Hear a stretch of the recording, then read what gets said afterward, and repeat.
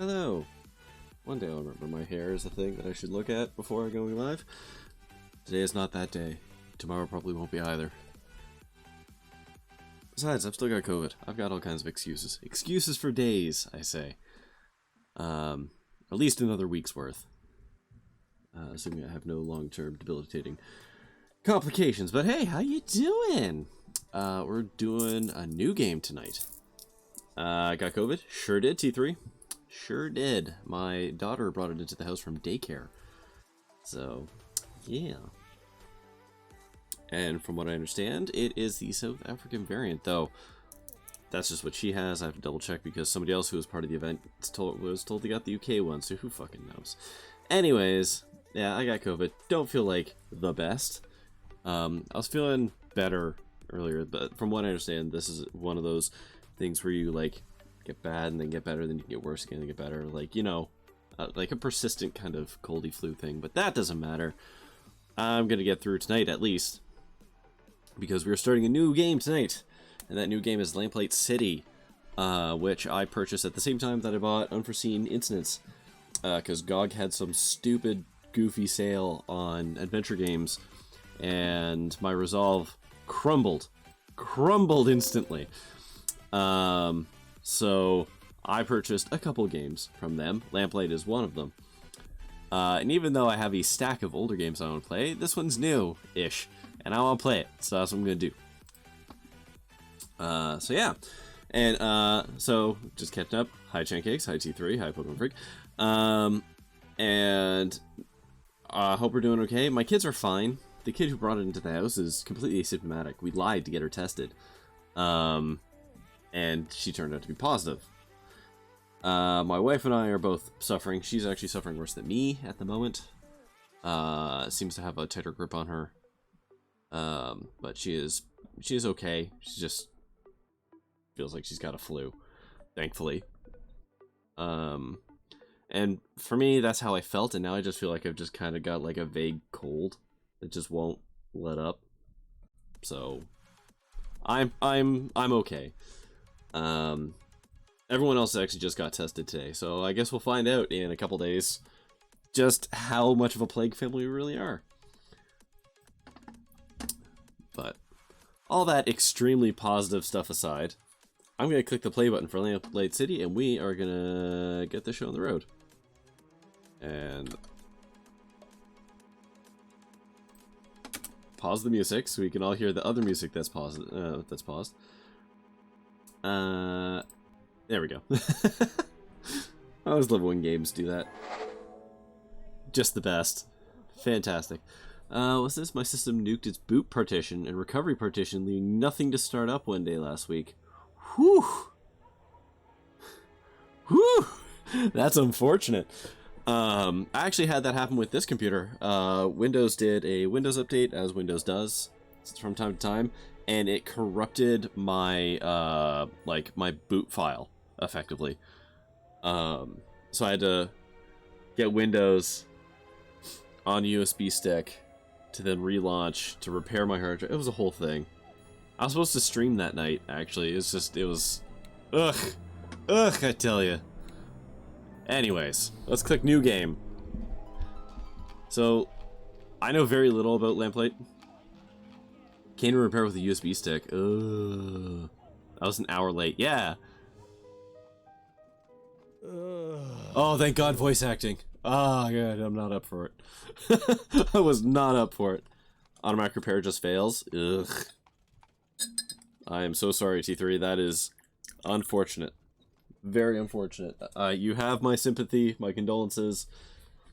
One of those things. Like, whichever one best applies. Hold on a second.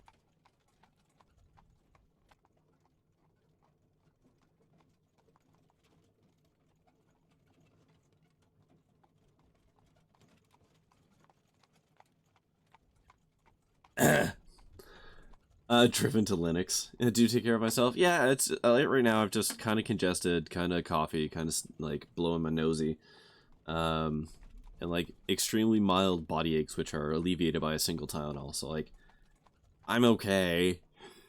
All things considered, I'm not on a vent. Like mentally, I feel fine, and like physically, I'm sitting in a chair. So like, it would be one thing if I was playing, I don't know, Apex, you know, something where I had to be like on the ball. That would not be happening tonight. But this is a point and click adventure game. I think I can pull it together for this. No pig taming tonight. No. I was driven to Arch Linux, not quite. Okay. Bill, wake up, the carriage is on fire. Bill, wake up! The carriage is on fire! That's only funny when I do it to you. What's the matter? Have a rough I night? know that voice. Bit too much Bollingworth ale is all. That stuff really creeps up on you. Sorry I couldn't join you, but I was long overdue for a quiet night in with Addie. That's fine. There'll be plenty of other opportunities. Hell, maybe Adelaide can even join us. I know his It's voice. been I've ages heard it since she in... last drank me under the table. I want to say Blackwell? I'm afraid she mostly sticks to tea these days. Miles, what exactly is it we're looking into? I may have dozed off during the briefing. Yeah, I think it was a Blackwell game. Honestly, Bill, one of these days Snelling's gonna notice. No, he won't. Why do you think they put him behind a desk? The man couldn't find his own backside with a pair of pliers and a lantern. Very funny. Anyway, it's a burglary at the Hambrook Flower Shop. Cool, so I'm pretty sure this is us. How dull. At least we'll have enough time to get a drink afterwards. Yeah, we've got a drinking problem. Seem awfully certain of that. I am. In fact, I'd bet the devil my head that we're done within the hour. Well, the devil's gonna be disappointed that his winnings are so meager. Okay, so this is going to be the past. That's going to be us. We've arrived. Obviously, we're going to get done because we were drinking or some stupid thing. And then we're going to have to go through a large redemption arc. There we go. Why would you assume you play as the person you didn't pick the dialogue for? That's a bad sound. That's because I alt-tabbed. Sorry. Thank you. Keep the change. This game does not take to alt-tabbing very kindly.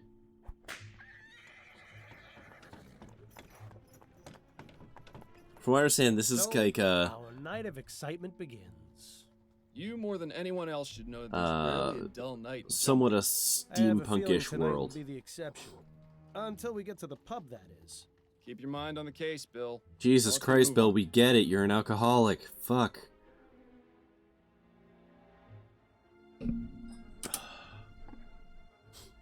Glad this thing is lit. This isn't really the type of place I'd prefer to be at this time of night. Don't worry, Miles. I've got your back. I can't believe that thing made it all the way across the Atlantic in less than a week. Don't scoff at the future, Miles. Pretty soon, we'll all be riding those things to work. Especially considering Prince Harold is their big celebrity passenger. Prince Harold, eh? Fordham, what are you doing? I was gonna check inside this trash can for clues. Miles, in the 15 years we've been partners, how many times have you found something inside a trash can that wasn't garbage? Fair point. Bill, could I have a word? What's on your mind, Fordham? A burglary at a flower shop. Not the most thrilling case we've had, is it? If I didn't know any better, I'd say Snelling's been giving us the boring cases lately on purpose. Why would he do something like that? He's eyeing a promotion to chief of police. He'd sell his own mother's cane if he thought it would help. Plus, there's no secret he doesn't like us. I can't understand why. I've shown him nothing but respect. It's because you're too good at what you do. And because you're friends with me. What's that got to do with anything? Not everyone is as open-minded as you, Miles. Let's just leave it at that. Okay. Sorry. Aerospace still doesn't take well to alt-tabbing. True. If you alt-tab too early, it crashes. You have a little story to share about that? You ever miss living out here, Bill? About as much as you missed stepping in that pile of horseshit last week. I was distracted by that story you were telling me about your sister. How's she doing out west, anyway? Well, she's not in the chum, so fantastic. Living here was about as fun as wearing a vest made of meat to a dogfight. I'm glad we both managed to get out. Oh, and by the way, Miles, you didn't do such a great job of cleaning your shoes. That would explain all the funny looks I've been getting. Does your nose not work, sir? Still feeling rough, Bill? Yes, but I'll feel better once this case is finished and we can go down to the Angel for a pint or four. Hair of the dog? No better medicine. Literally every better When's medicine. the last time you took any time off? That's a good question. What year is this again? I think we've both been working a bit too much lately. Addie's been wanting to go visit her mother in Dixie. Maybe we can all go. That sounds nice, but I wouldn't want to be a third wheel on a visit to your in-laws. Unless... Would Adelaide's brother be there by any chance? You're incorrigible, Bill. It's one of my finer qualities. My mom's dad used to make wine, still does. So my mom and her sister decided to make wine in a bottle with random berries they found. Found a glass of Coke. They found a glass of Coke bottle and cooked it with grass. Okay. I don't know what that means, but I'll take it that's part of the process. They set it on the side of the road and let it ferment. Some idiot saw it on the side of the road, thought it was Coke uncorked, and then drank it, promptly spitting it out. Oh, corked it with grass. Okay. Got any opinions on the upcoming election? I'll just be glad when it's all over. Seems like the last few months have been nothing but people giving opinions and telling me what to do without a moment's peace. I know what you mean. No part of that story sounds legit. Posters down my street. I already drew mustaches in all the ones on my street. Handlebar? You know me too well. I always thought of Atwood as more of a Van Dyke type of man myself. I can see that. Yeah. Well, there's something to do tomorrow. Was a random berries found. That sounds very legit. Why would you even drink a bottle you saw on the side of the road? Pancakes? Not that I have ever done it. I have sure as shit seen people drink like random balls on the side of the road. Random food that they found that looked okay. Used cigarettes. People's gross. People's gross. Chancake, I have no idea why Automat even caught that. Dumb Lamau does not really qualify to me. It's fine, it's a bit aggro tonight. Yeah. Anyways, probably because it was a negative message? Maybe. You enjoying this weather? It's a nice evening for it, not too hot. I find a bit of fresh air always helps clear out the mental cobwebs.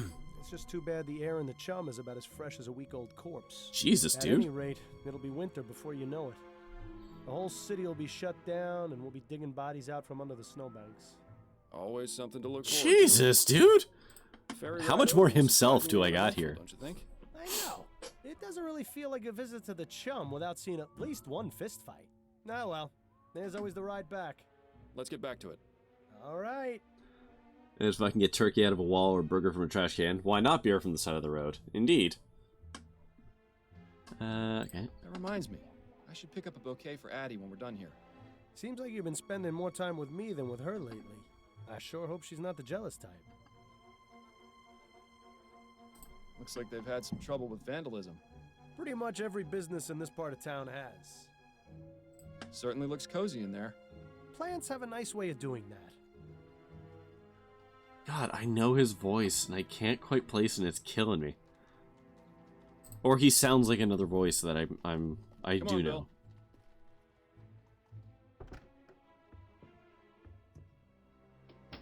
Charming little place, isn't it? Charming, but empty. We need to find the owner. Always so to the point, Fordham. If ever there was a better time to stop and smell the flowers. I think I'll leave that to you, Bill. With my allergies? Hardly. Not too many left. Seems business isn't so bad around here. Well, you know what they say. There are only 3 certainties in life. Death, taxes, and people taking advantage of sales. Plants hanging on hooks. A nice space-saving method. I'd probably bang my head against them constantly if I had them in my apartment. These prices are pretty reasonable. The place I go in Worcester's clearly robbing me blind. If you think those are bad, don't go near the flower shops in Lyon. This is quite the selection. Come over here and take a whiff, Bill. Sure, if you don't mind me getting snot all over your coat. Oh, no, not the Myers case all over again. On second thought, you can just stay over there. The staircase isn't very well lit. I'll go first. That way you can catch me if I fall. We should probably ask for permission before heading up there. What kind of cops are you? Asking permission. Be right there. Ben Britton, Al Pagino. Hello, gentlemen. Those names mean I nothing must to say me. You caught me by surprise. I was preparing to close soon. May I help you find anything? The flowers in the center display are half price this week, and I have a special on chrysanthemums today. Or perhaps a custom bouquet for the special ladies in your lives? I have no need myself, but maybe Adelaide would appreciate a little something. Eh, Miles? Those peonies in the corner look nice. I'm afraid we're not here as customers tonight, ma'am. We'd like to have a word with the proprietor. Is he in? I see. I'm Cecilia Handbook, and this is my shop. What can I do for you, gentlemen? Oh, I'm dang. Detective Miles Fordham, and this is my partner, William. Reevaluate your We perceptions. received a report of a burglary at your store. A report? From whom? I never contacted the police before, and I didn't this time, either. It was made anonymously. But are you saying this isn't the first time it's happened? Correct. It's happened 3 times. But considering the police hardly care about the daily muggings and vandalisms around here, I didn't think they would be interested in something so trivial. Well, we're here now, and we'll do all we can to help you. We'll have to see about that. If you wouldn't mind, Mrs. Handbrook, I'd like to ask you a few questions. This woman has a healthy attitude Very well, towards the detective. police.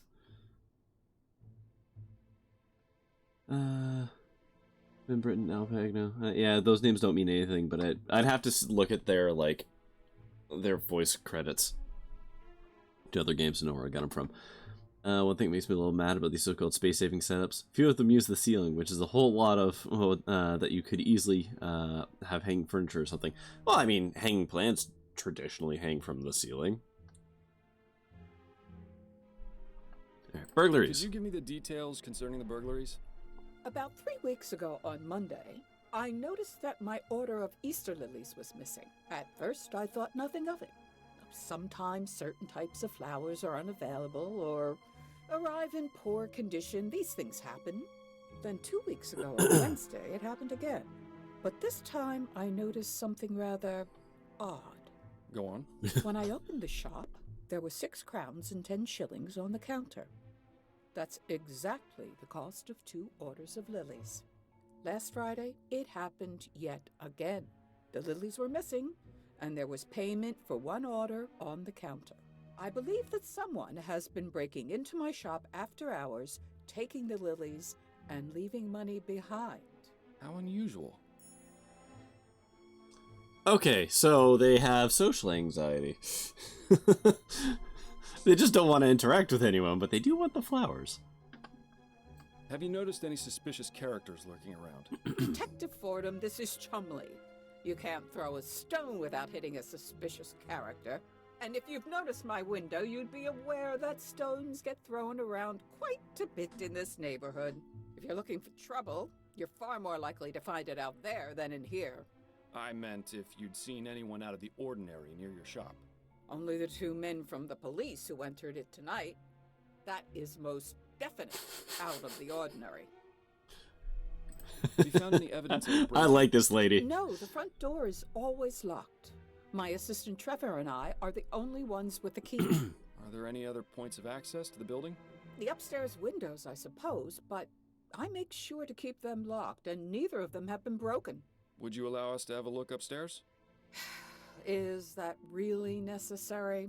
I was just about to close up the shop. It won't take but a moment. Fine, I suppose you may, but please, don't dally too long.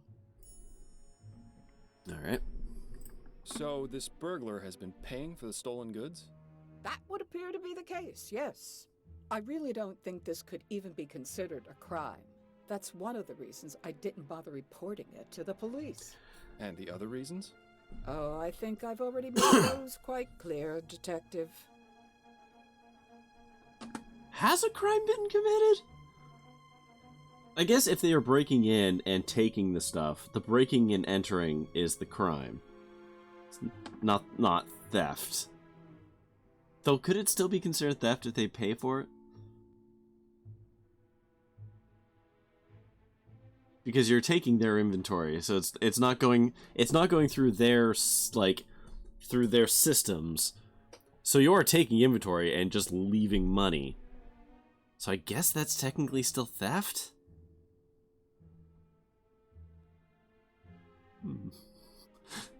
Something to ponder. You mentioned your assistant has the other shop key. What can you tell me about him?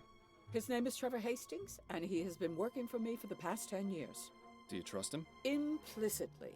I've known him for ages, and he has been my full-time assistant since shortly after my husband died.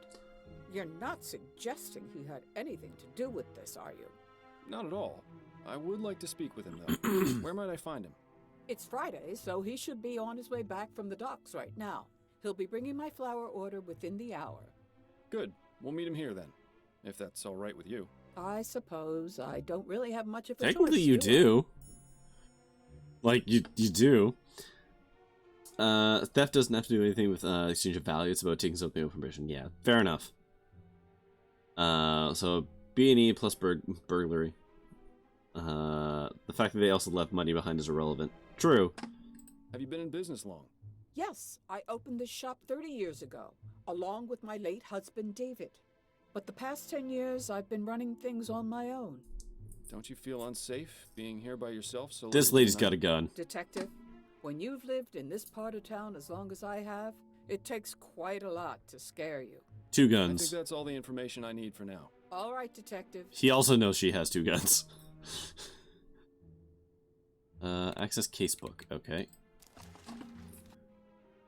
The handbook flower has been burglarized. Da-da-da-da. Find a point of entry upstairs. Okay. And then wait for Trevor. Trevor! Okay. Alright, so I'm just doing this to figure out the menu. So we got... Okay. Got no suspects, got no documents. Alright, cool. Neat. There's no inventory system. Interesting choice of decor in here. Perhaps it wasn't always used as a storeroom, although I can understand why it would have been converted. Yeah, it is rather drafty in here. Drafty, you say? The window latch, securely locked. Interesting. There's a gap between the window and the frame here. No wonder it's so drafty in this room. Okay. I wonder. What are you thinking, Fordham? That it's time for an experiment. I'm going to need a tool, however. Something long and thin should do the trick. Shouldn't be too hard to find something like that around here. Mm-hmm.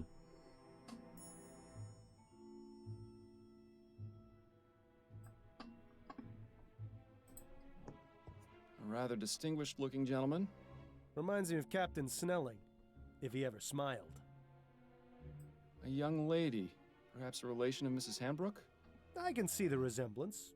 Sort of. I would imagine that keeping a consistent temperature in here is important for the flowers. When do you suppose this contraption was last serviced? Hard to say. Definitely not recently, if the dust buildup is any indication.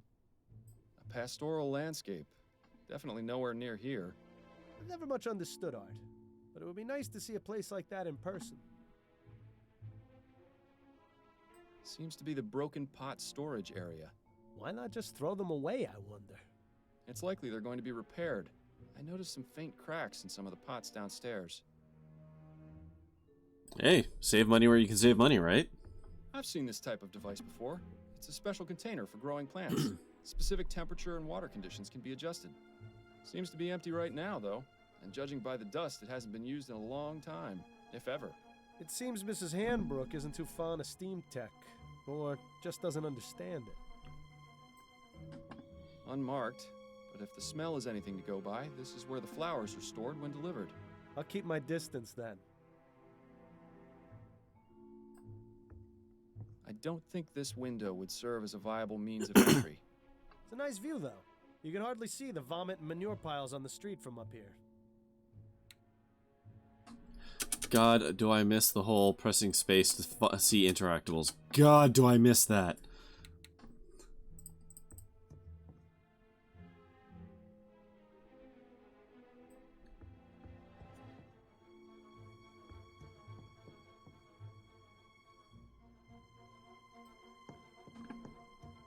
Aha! This hook is exactly what I need. Mrs. Handbrook, may I borrow this hook for a few minutes? It's crucial to our investigation. Is that so? Yes, I promise I'll put it back as soon as I'm done. Please do, Detective.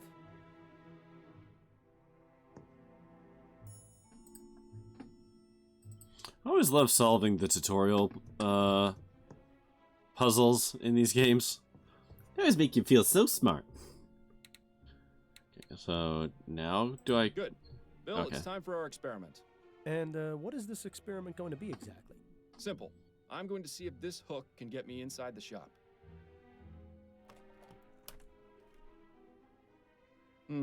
Rather dark out here. Watch your step, then. This experiment of yours isn't worth a broken neck. I'll be fine. Now then, could you please close and lock the window, Bill?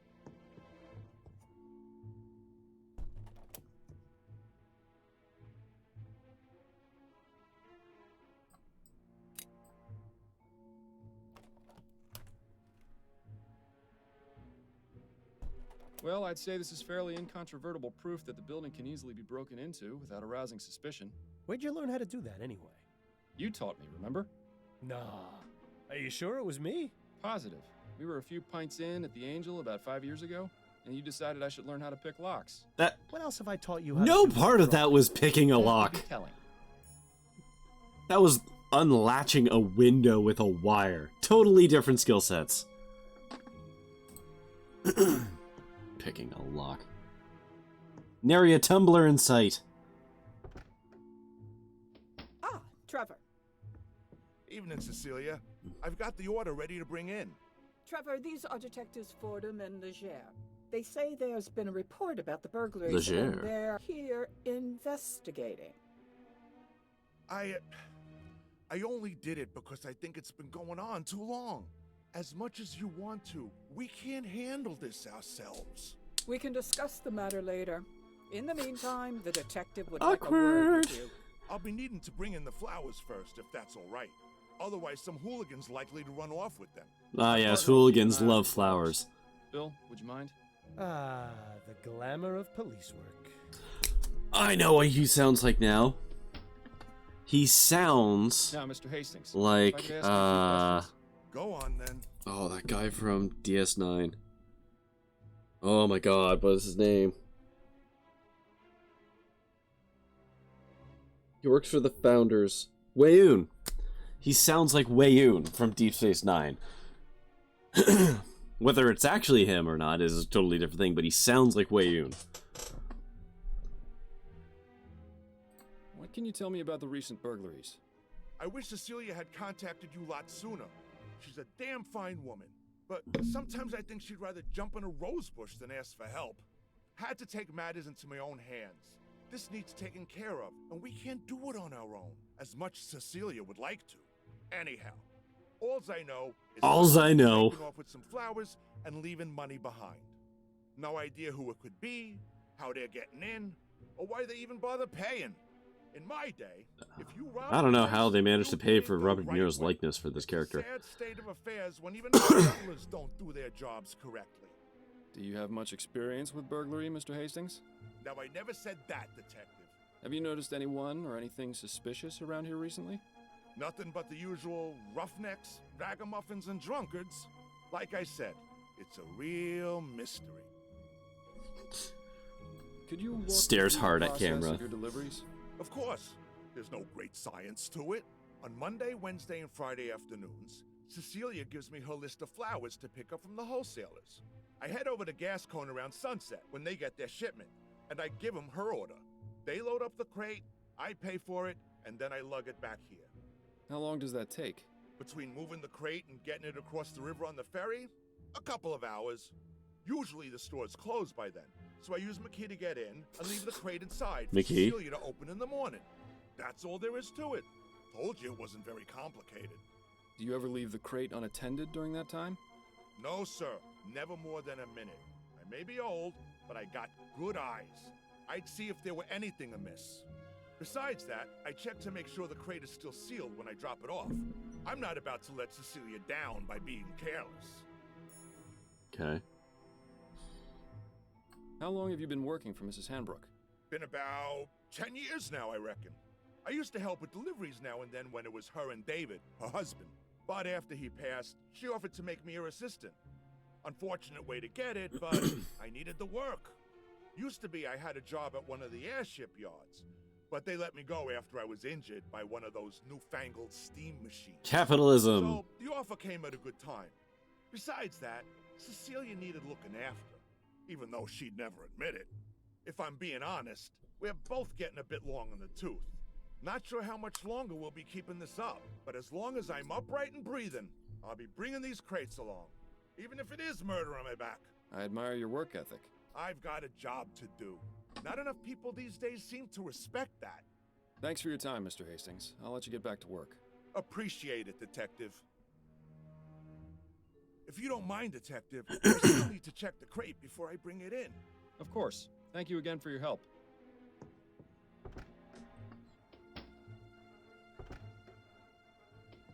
Learn anything? Possibly. I may have an idea. Ah, you're being cryptic. That's always a good sign. But if you've got a plan, let's talk about it. Hey, you want to hang that plant Plants back will be up? fine on the ground for now. Got a minute, Bill? For you, Miles, I've got 5.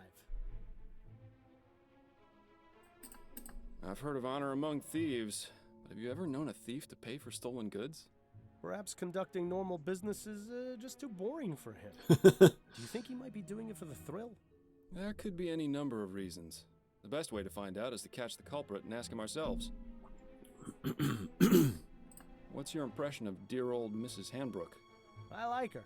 Good old-fashioned, tough-as-nails Chumley woman. Reminds me of my mother. Your mother was never quite so stubborn. Why do you suppose she's so reluctant to accept our help?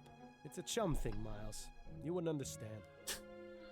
Any thoughts on Jesus. Mrs. Hanbrook's assistant, Trevor? Yes, I feel sorry for him. Why? He seems to enjoy his work. Nah, it's not that. He's obviously smitten with Mrs. Hanbrook, but she won't give him the time of day. What? You only saw him for a few moments. How in the ether did you get that impression? The way he looked at her, the way he spoke when he confessed to contacting the police. Shall I go on? No, that's fine. I see what you mean. Really, Miles. You'd be surprised what you can learn from people if you just look at them. Why bother doing that when I've got you to do it for me? Right. Based on what we've been told in our experiment, I can only conclude that our burglar is using the upstairs window to get into the shop. So what do you propose we do about it? It's happened repeatedly over the past 3 weeks, on one of the delivery nights. Since it has yet to occur this week, and today is Friday, logic dictates it should be tonight. So we settle in and wait to see if the burglar returns? Catch him in the act? Exactly. It's our best chance of solving this before the trail goes cold. It's a bit pedestrian, but And I was really looking forward to getting that drink at the Angel tonight, too. I know, but it's as you said yourself. There'll be plenty of other opportunities. Besides, forbearance is good for the soul. Spoken like someone who truly has no idea how to have any fun. I'm sure I'll get the hang of it one of these days, especially with your expert tutelage. Okay, let's go have a chat with Mrs. Hanbrook. I'm sure she'll be delighted to know we're spending the night. Damn, I forgot to bring my deck of cards again. At least it's quiet up here. I'm surprised we didn't go deaf after the last time we did this.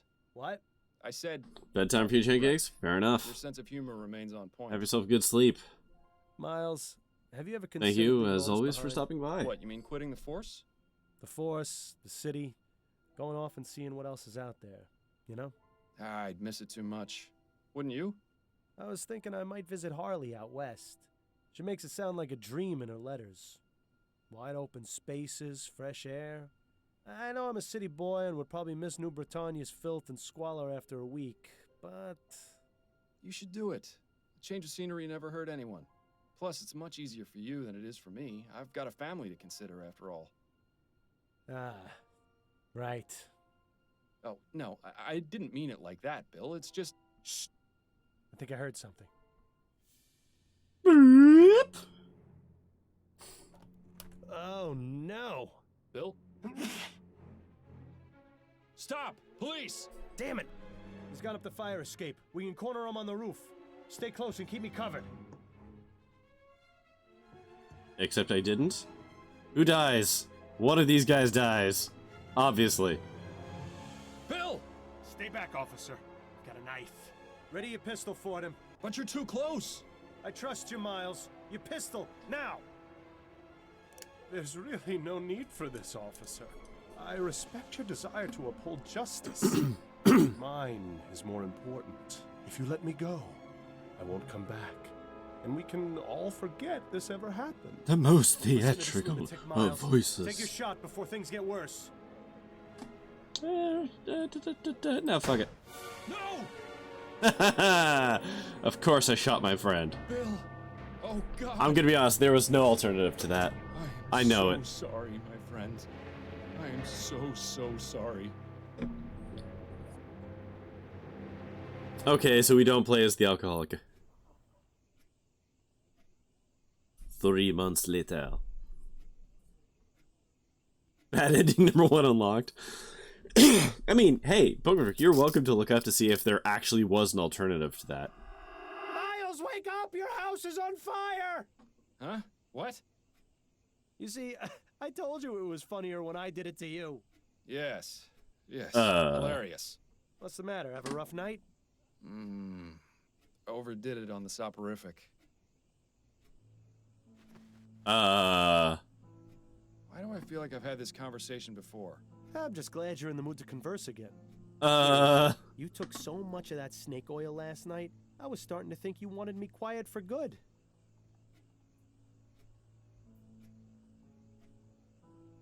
Okay. Yeah, it's one of the two, right? Either he's haunted or he's crazy. It's one of the two, and obviously everyone's gonna think it's A, but it could be B, but do we really know? I don't know. I didn't know I was playing another Blackwell game, though. It's no personal slight. I just need some quiet time, or I'll go insane. I get it. We all need our space. I know it's not easy, but there's really no need. Not easy. Bill, I've been hearing your voice since you died. You don't shut up unless I take that accursed medicine. I'd say that qualifies as a bit more than not easy. Yeah, well, how do you think I feel? You think I enjoy being trapped here, listening to you whine about how hard your life's become? You at least still have yours. Okay, well, come on now. If you're just as miserable, why don't you just go away and leave me in peace? Believe me, I wish I knew how. But the bottom fact is... I just don't know how to quit you. So you can either keep living this way and ruin your life even more than you already have, or you can do as I've told you and try to figure out a way to let me move on. Right. For the 1000th time, you want me to find the burglar from the flower shop. Yes, exactly. I still don't get how that's going to help. I can understand your confusion, considering it was you who killed me. But the point remains.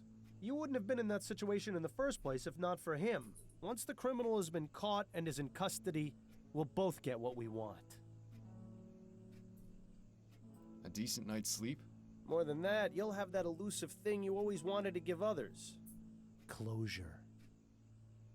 You do realize the trail's pretty much frozen at this point. Our man has seemingly vanished into the ether. That's no excuse not to keep trying. I know the cases Upton's been giving you these past few months haven't been the most thrilling, but they've at least kept you active. So just keep at it. Something has to turn up eventually. Unless, of course, you want to wind up in Riverview Asylum. And if that happens, I'm really not going to keep quiet. Fine. Good man. Now, I suggest you stop talking to thin air, or Adelaide's going to start wondering if you've gone mental. Or just maybe, she'll stop wondering. Very funny. That's a fun little apparatus Adelaide got you. Very soothing. Watching it spin long enough puts me right to sleep. I'd say that's really more the soporifics doing. Wouldn't you say it's time for a change of clothes, Miles? You've been wearing that coat for who knows how long. So? Addie gave it to me. Besides, it gives me character. Right. Brooding detective in a long black coat. That's never been seen before. Shut up, you're What are you dead. talking about, Bill? Never mind. Pretty, but I'm glad I don't have a sense of smell anymore. Don't worry, Miles. I don't watch when you and Adelaide are having your private time. It would be nice if you didn't spend the whole time humming. I thought you appreciated some romantic music. Oh, I'm Jesus. certain a permanent indentation in the shape of your rear is starting to form on that thing. It's admirable just how organized Adelaide is. Maybe someday the same can be said about you.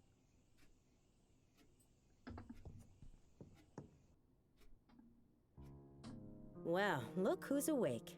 Ready to rejoin the living? Very much so. You were talking in your sleep again. Did I say anything interesting? Do you ever? Oh. You have to admit, she's got you there. How are you feeling? A touch groggy. I think I took a bit too much of the soporific last night. That's what I thought. When you went for your after-lunch nap, you'd barely gotten breakfast down. I saved you some bread and cheese if you're hungry. Thank you, but I haven't got much of an appetite. You really should regulate your doses more carefully, love. I'm sure dull senses and an empty stomach aren't much help to your work. By the way, a message arrived via courier for you this morning. I put it on the table along with today's newspaper. Thank you, dear. You know, my wife is awfully chill about the fact that I am, like, medicating into How are your parents naps. doing these days? It's been ages since you wrote them. You remember how much time Adelaide had to spend convincing you to sit for this? At least these days, with ferrotype tech advancing the way it is, these portraits can be done in just a matter of minutes.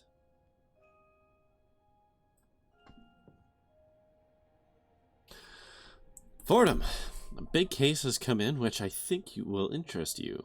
Meet me at the Raven Coffee House for more details. Captain. Upton says she's got a big case for me. Does she go into any more detail than that? No, but then you know Upton. Always on a need-to-know basis. Especially since she's been giving me these cases under the table. To be fair, they haven't exactly been anything of note. So am I True, not but a she's cop still sticking anymore? her neck out for me. I can understand why she's so secretive about it. I think she just misses having you Okay. around the station. Question Poor answered. Connie, with you quitting and me dying, she must be bored stiff at work. Anyway, I'm supposed to meet her at the ruined coffee house. That can't be right. It's not like Constance to make mistakes. She must have gotten in somehow. Guess I'll head over there and see what she's got then. Okay. I always liked that painting. It's impossible to see that kind of scenery here in the city. It might do you some good to look in the mirror a bit more often, Miles. Your book collection has always astonished me. Heaven help you if you ever decide to move.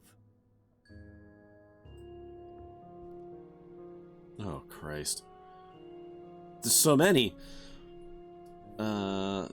Okay, so. Remember the HMS, Legia? 3-month anniversary, so shortly after I, accidentally murdered my my partner. That thing that was in the sky, the dirigible, crashed, okay. Gascon Grand Dame dies. Madame Laura Duprée, age 44, died of an apparent natural causes. Okay. Aethericity? It's real and it's coming, says scientist. The existence of aethericity, a substance said to possess both energetic and restorative properties, was first put forth 2 years ago by Dr. Bennett Clark. Okay. Second bizarre murderer baffles police. New, I don't know how to pronounce this. Brett. It's where we live. I should know this name, but like,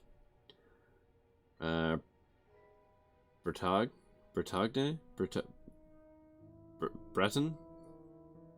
I don't know. Police are investigating a murder in oh my god. The most English-ass sounding names.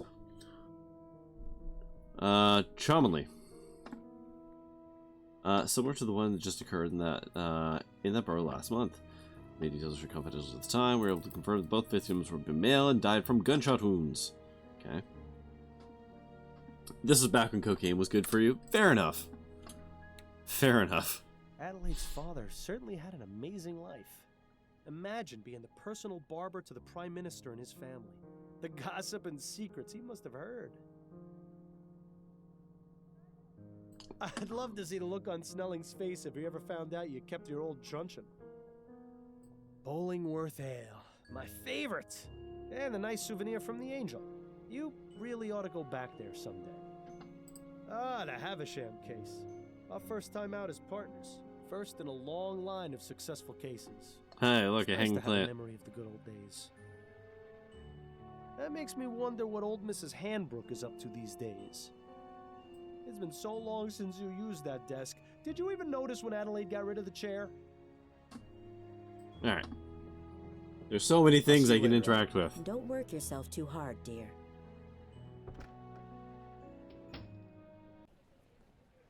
Me realizing, didn't even talk to my wife.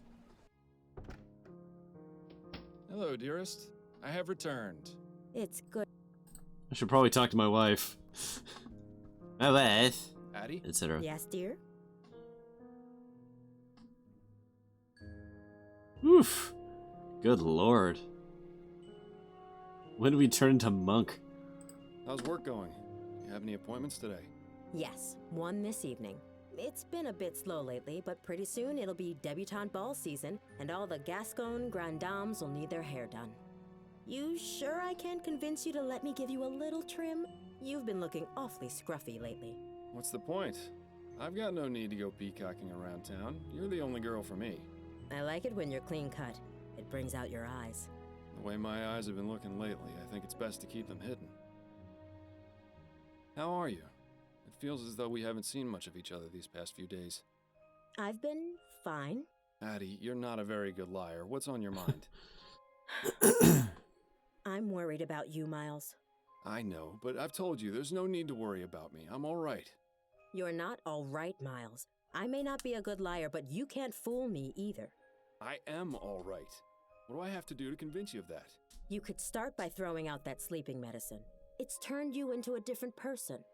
I needed to sleep, Addie. I'll become an even worse person without it, believe me. I know Bill's death was hard for you. It was hard for all of us. But whatever it is that's bothering you, you know you can talk to me about it. That's what I'm here for. Well. I know, my love. Your support means the world to me. I need some time to deal with things. That's all. It won't always be like this, I promise. Making promises you can't keep, eh, Miles? That'll end well. I've still got that song you sang last week at the Rutherford stuck in my head. You were amazing. Thank you, Miles. That was a lovely evening. I always enjoy it when Joseph brings out his violin and we can relive the old days. Certainly nicer than when he spends hours telling the exact same story whenever you visit. They were very glad to see you, you know. It's probably the most fun I've had in months, to be honest. They've invited us for dinner again in a couple of weeks, if you're feeling up to it.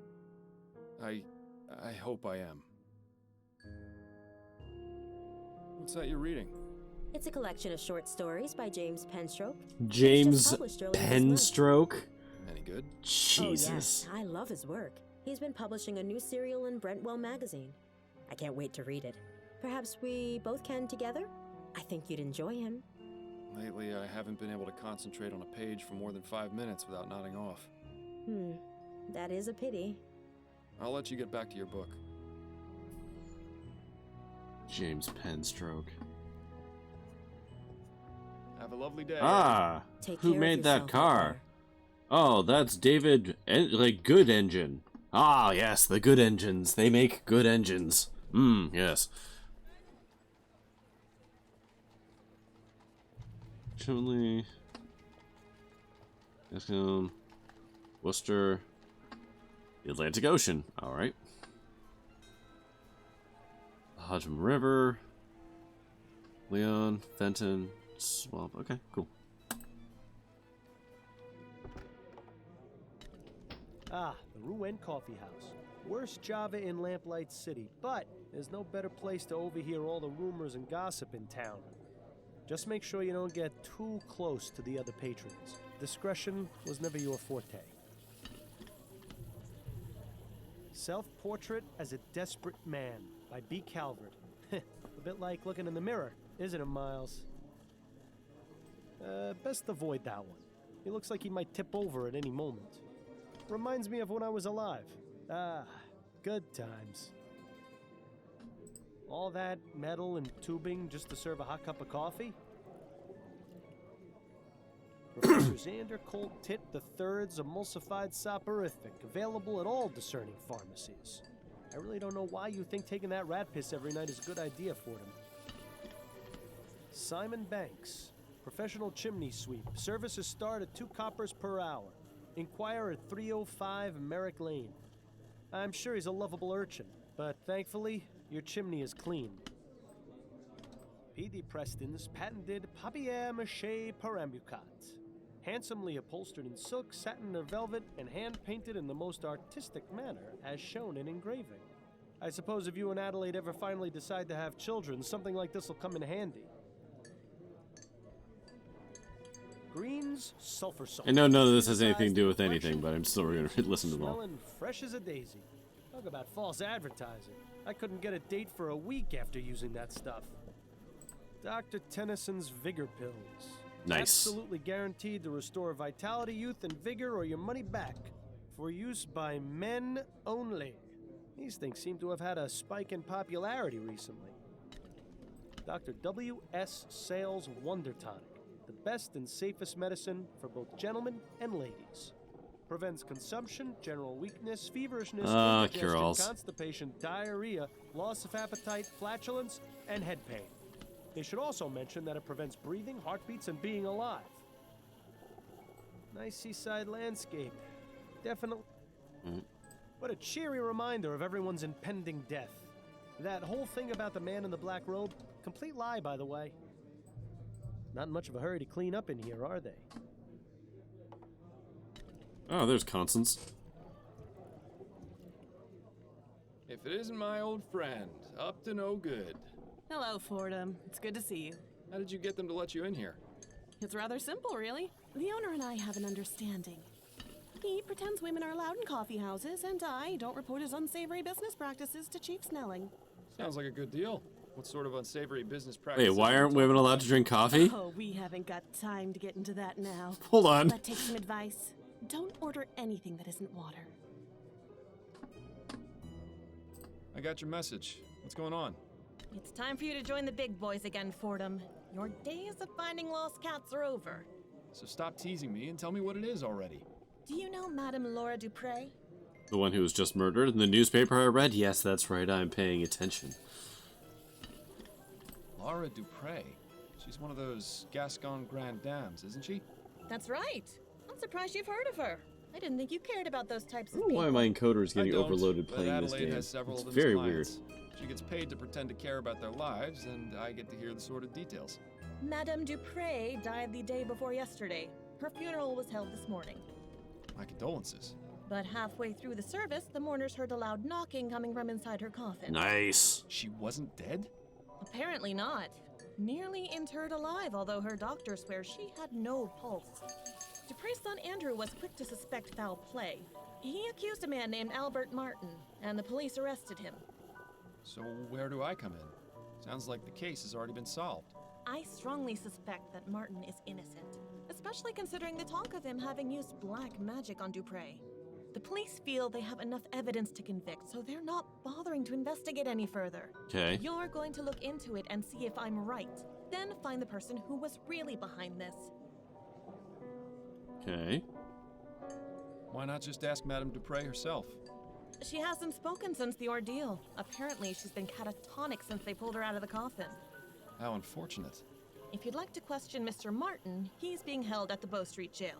Or you could take a look around his house. It's at 451 Compton Street in Worcester. And the Duprée home? That's at Emmeline and Comtesse, right across from the old Angeline convent. It's also possible you might run into the police during your investigation, since they're technically still on the case. Thanks for the warning. Okay. Was there anything you wanted to talk about before you get started? Yeah. Yes. Let's shoot the actually, shit. I had a couple of questions. Let's hear them then. How are things going with you? Work is hectic as usual, and I'm spending my day off in here. But considering my home life is still a shambles, maybe this is the best place to be. I'm truly Okay. sorry about that. Don't be ridiculous. If it hadn't been for you, I'd still be chained to that philandering bastard. It hasn't been easy, but I'm much better off this way. Trust me. Okay. Anyway, work gives me something to focus on. I'm sure you can relate to that. Yes, and I'm grateful to you for getting me these case leads. I know you're taking a risk to do it. It's the least I can do. How about you? How's Adelaide?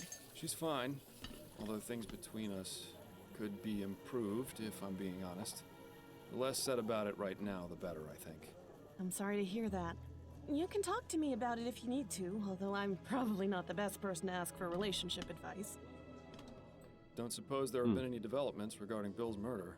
Unfortunately not. The department hasn't exactly been focusing on that case as a priority. The general attitude is that it was an accident.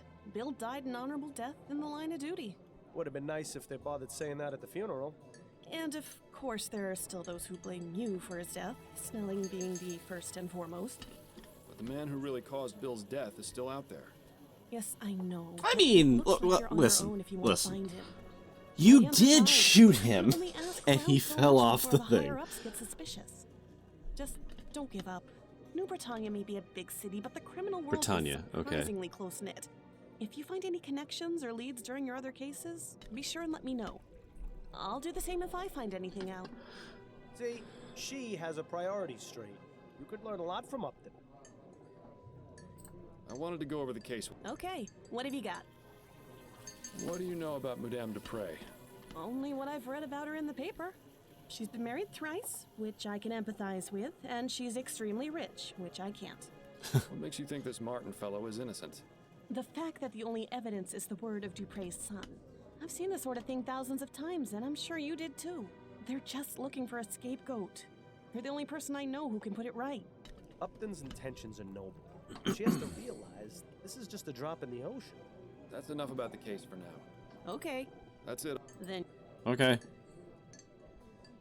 Well, I'm not entirely sure how this is going to help you find the flower shop burglar, but I suppose freeing an innocent man is a worthy diversion. At least it's got the double click trick for quick travel. Okay. I'm gonna be right back. I need to go to the washroom, and I'm going to probably get some Rice Krispie squares. Hold on a sec.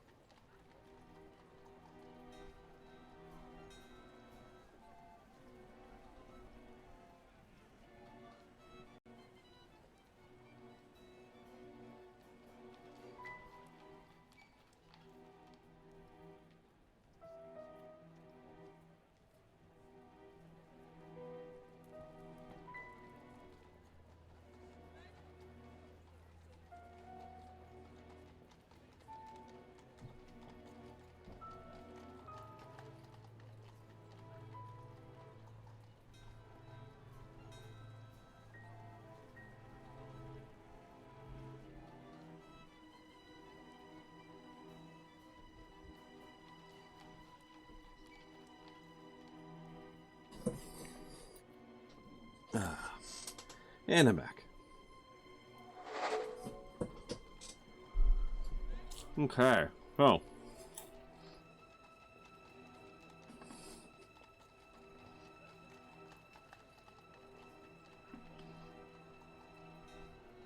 Where are we gonna go first? I feel like let's just go to the dude's house first. Ah, Compton Street. We're not too far from Restaurant Row.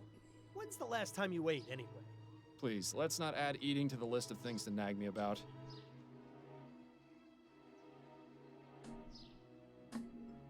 One of Atwood's re-election posters, sorely lacking a mustache.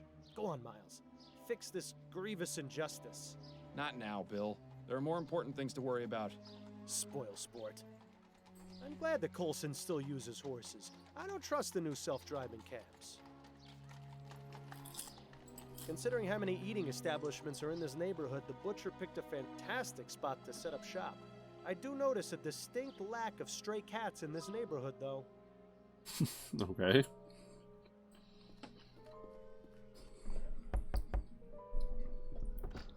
I'm sorry, I have no time for visitors today. I need to speak with you about Albert Martin. Albert? Are you with the police? No, I'm a private investigator. Oh, I don't think you can help. I'm sorry. Sorry to bother you. I'll be on my way. Disagree. Good day to you, sir. Alright. Bon Bon's restaurant. I never got a chance to go there, but I hear their deviled eggs are simply to die for. Okay. Let's go talk to him at the prison first. Fordham? Is that you? You look like something a cat spat up. Hello, Giles. It's lovely to see you, too. What brings you round the jail? I thought you'd quit being a detective. I'm looking to speak with Mr. Albert Martin. Oh, I see. Well, that's him in the first cell there. I'd say what needs saying as quick as you can, though. He's headed for the gallows in the morning. What? Already? But what about a trial? No trial necessary when there's black magic involved. This little half-breed's already sealed. Whoa! Such a charming fellow, isn't he? Whoa! Hold on. Let's back that up a couple beats. No trial for black magic. That's a fucking wild thing on the rule books. Does that mean black magic is real in this world?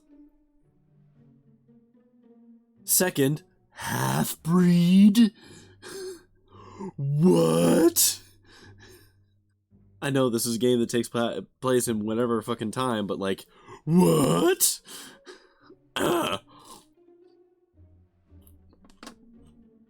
I bet that's a direct line to the police department. You should make a rude noise into it when Giles isn't paying attention. He's watching you like a hawk. Looks liable to toss you in one of his cells if you try any funny business. Not much in the way of comfort. No bed or even a bucket. It's a good thing this place is meant for short stays.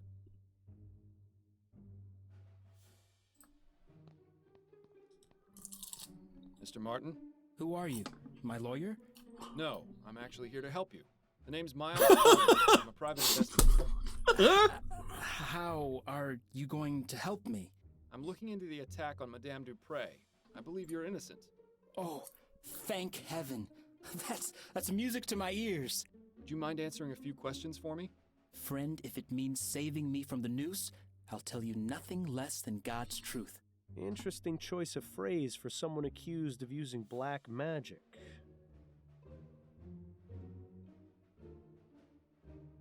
My god, look at the smolder on this guy. What can you tell me about Madame Dupray? What's to tell? She's a twisted, evil woman who got what was coming to her. Whoever attacked her deserves some sort of reward for the service they're doing the community. So it wasn't you then? No, I'm innocent, Mr. Fordham. You have to believe me. I'm afraid you're not making that very easy right now, Mr. Martin.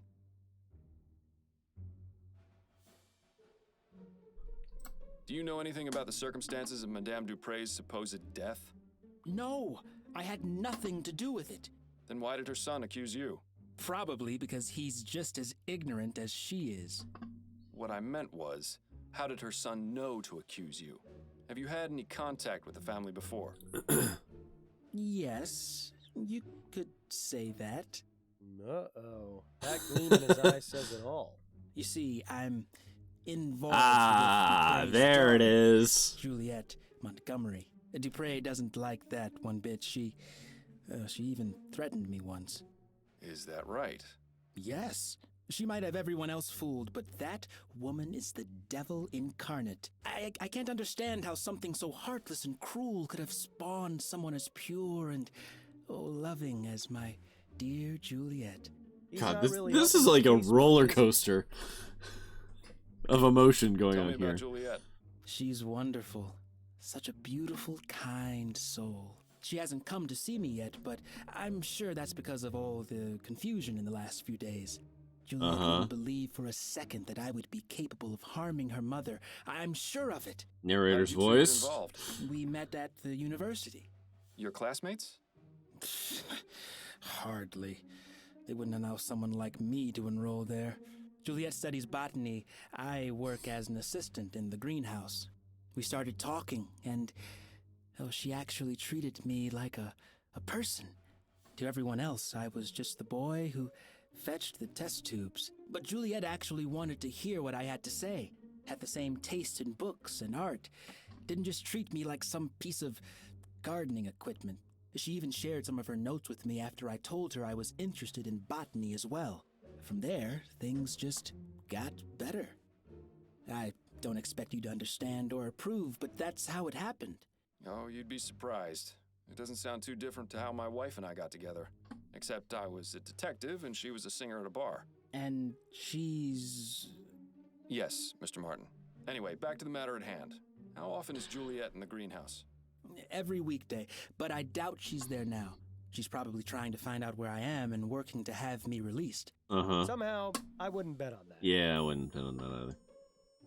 Okay, so there's definitely, like, a racial thing going on in this game, huh? That they're not explicitly saying, but letting the vacuum say it. Interesting. How did you end up in here? I was just minding my own business at home when the police showed up with no warning. They made some outrageous claims about me putting some sort of curse on Madame Dupray. The next thing I knew, I was here. Oh, Mama must be beside herself with worry. It sounds pretty explicit. Yes, and yes, but no. Right. That's what I mean. Like, that's how I met my wife, and she's yes. So they're not actually saying it. They're saying it without saying it. Mind you, the jail guy did call him a half-breed, which is like wildly inappropriate. What does your mother do, Mr. Martin? But I didn't know if that was like a character trait of the one guy, or I was hoping it's you'd be just more a bit of more specific. a universe thing, She provides and it spiritual seems to be help the to latter. those who seek guidance. She's a spiritualist. Not quite. She's more like... how can I explain it? You know how a priest holds mass to spread the word of God to the people? My mother holds services and calls on the spirits to walk among us, providing healing and guidance. So she's a religious leader? If you want to give her that title, it would be the most appropriate. And does this religion of yours have a name? You'd probably know it as voodoo, but it doesn't mean what you think it does. Not building a People are great so case quick for to yourself here, my judge and man. portray us as evil when they have no idea. So you practice voodoo, do you? Are you making fun of me, God Mr. damn it. Fordham? No, of course not. Apologies if it seemed as though I was. It's just that the police are convinced that black magic was involved in Madame Dupray's apparent death. That's because that idiot son of hers knew about my mother, and like all bigoted fools, assumed that we're involved in devil worship in the black arts. But I can assure you that this is most certainly not the case, Mr. Fordham. Of course, I didn't mean to imply. Just forget it. That's all for now. Oh, wait, before you go, would you do me a favor? Would you go see my mother at our house and give her a message? You're at 451 Compton Street, right? Yes, that's Straight right. out of Compton. Could you tell her I said St. Rock's dog is barking? I suppose I could do that, yes. Oh, thank you. Whatever happened to a simple I love you? Alright, away we go. Now we can go to the house. And I have the magic words. You again. I told you I have no time for visitors. You're Albert Martin's mother, aren't you? Who are you? Miles Fordham. I spoke with Albert, and he told me to give you a message. He said to tell you that St. Rock's dog is barking. Oh, I see. That's good. That's very good. You better come in, Mr. Fordham. Standing on the street just won't do. Okay. Welcome to my home. Picture of the Virgin Mary? I am Sabine. What? Newton. I hope you understand that Albert has nothing to do with this awful business. Would you care for some tea? Well, her tune certainly changed when you gave her that message. I wonder what it meant. No, thank you, ma'am. I won't be staying long. The Virgin Mary? I must admit she was the last person I was expecting to see in here. For all we know, that rider is some sort of demon. He looks like he's having a good time, at least. That pattern resembles a flower. Too bad it isn't an Easter lily. It's some old man with a dog standing at the center of a crossroads. If that's meant to have any sort of significance, it's completely lost on me.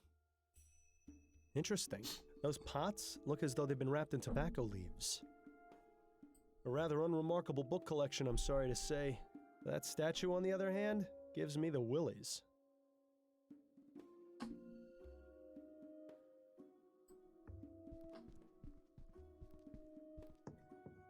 I'm afraid that room is private, Mr. Fordham. I must respectfully ask you to not go in there. Of course. My apologies. Alright, fine. I've got a few questions for you, Mrs. Martin. I'll try to answer them the best I can. Do you think your son is capable of doing what he stands accused of? Never. Albert wouldn't harm a fly. That's what the mothers always say.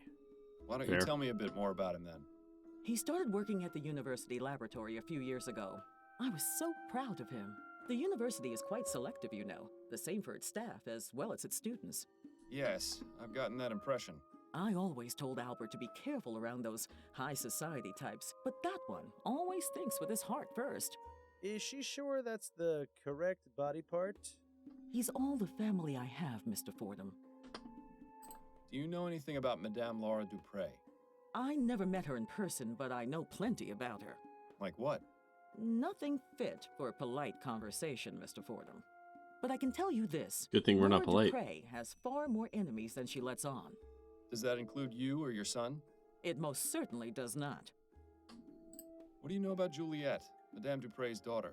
I know Albert was smitten with her, no matter that I told him to be very careful around her kind. Those rich Creole families don't care much for people like us. To them, we're just a help. But from his telling, Juliet Creole. sounded to be a decent soul. It's a shame the same can't be said for her kin. Where the hell is this city supposed to be located? If you'll indulge my curiosity, what exactly was the meaning of Albert's message? Saint Roch is the patron saint of dogs, as well as the falsely accused. If he sent the message along with you, it means he trusts you, and that I should too. Oh, I see. Perhaps you were hoping for something more? That's just the way of mysteries, isn't it? How do you mean? The thrill of the unknown is always more exciting than the truth. Mystery makes life a little more interesting. Yeah, they're British-like True, names, if but no mysteries one has an were really accent. better Yeah. unsolved, I wouldn't have a job. And this woman practices voodoo, and she just said Creole, so that makes me think like New Orleans, but the map has the Atlantic Ocean right there, so I don't know where the hell this place is supposed to exist. What exactly is it you do, Mrs. Martin? I provide services to the public. A delightfully vague answer if there ever was one. Give me something a bit more specific, please. I'm a Mambo Asugwe. That means I'm what you call a voodoo queen. Nice. I'd give you a detailed explanation of the responsibilities and duties of the role, but your time would be better spent clearing my son's name. Can you tell me a bit more about your religious practices? What I can tell you is that the ignorant whites in this city are afraid of us for no reason. Voodoo is not about black magic or dark spells or turning people into the living dead. It's about healing and life. Naturally, there are misguided souls who may try to use it for ill purposes, but I am not one of those. Sounds like you hit a sore spot. Might be a good idea to stop pressing her on this angle. Continue to I'll take press. you up on your offer for tea, after all. All right, Mr. Fordham. You'll have to give me a few minutes to heat up the kettle. I'll be back shortly. Time to open the curtain. Immediately open curtain. Amazing. Even more voodoo stuff back there. Why would she keep these particular items hidden from view? Good question. They obviously have some importance to her. I'd suggest asking, but I don't know if that's the best idea given how sensitive she seems to be about the subject.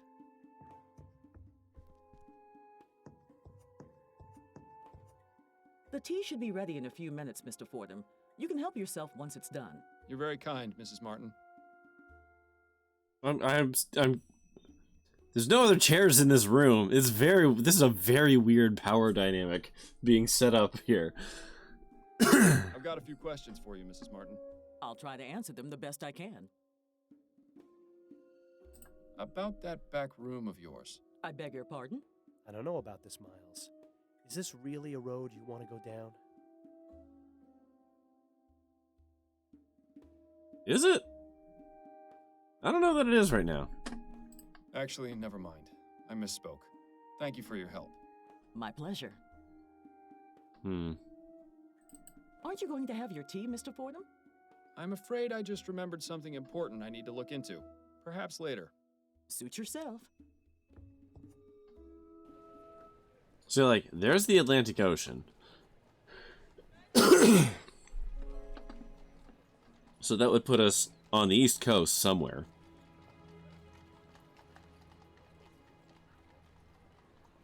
Let's go to the university. Oh, it's as though we've journeyed to the tropics. I don't know how you can stand to keep that coat on in here.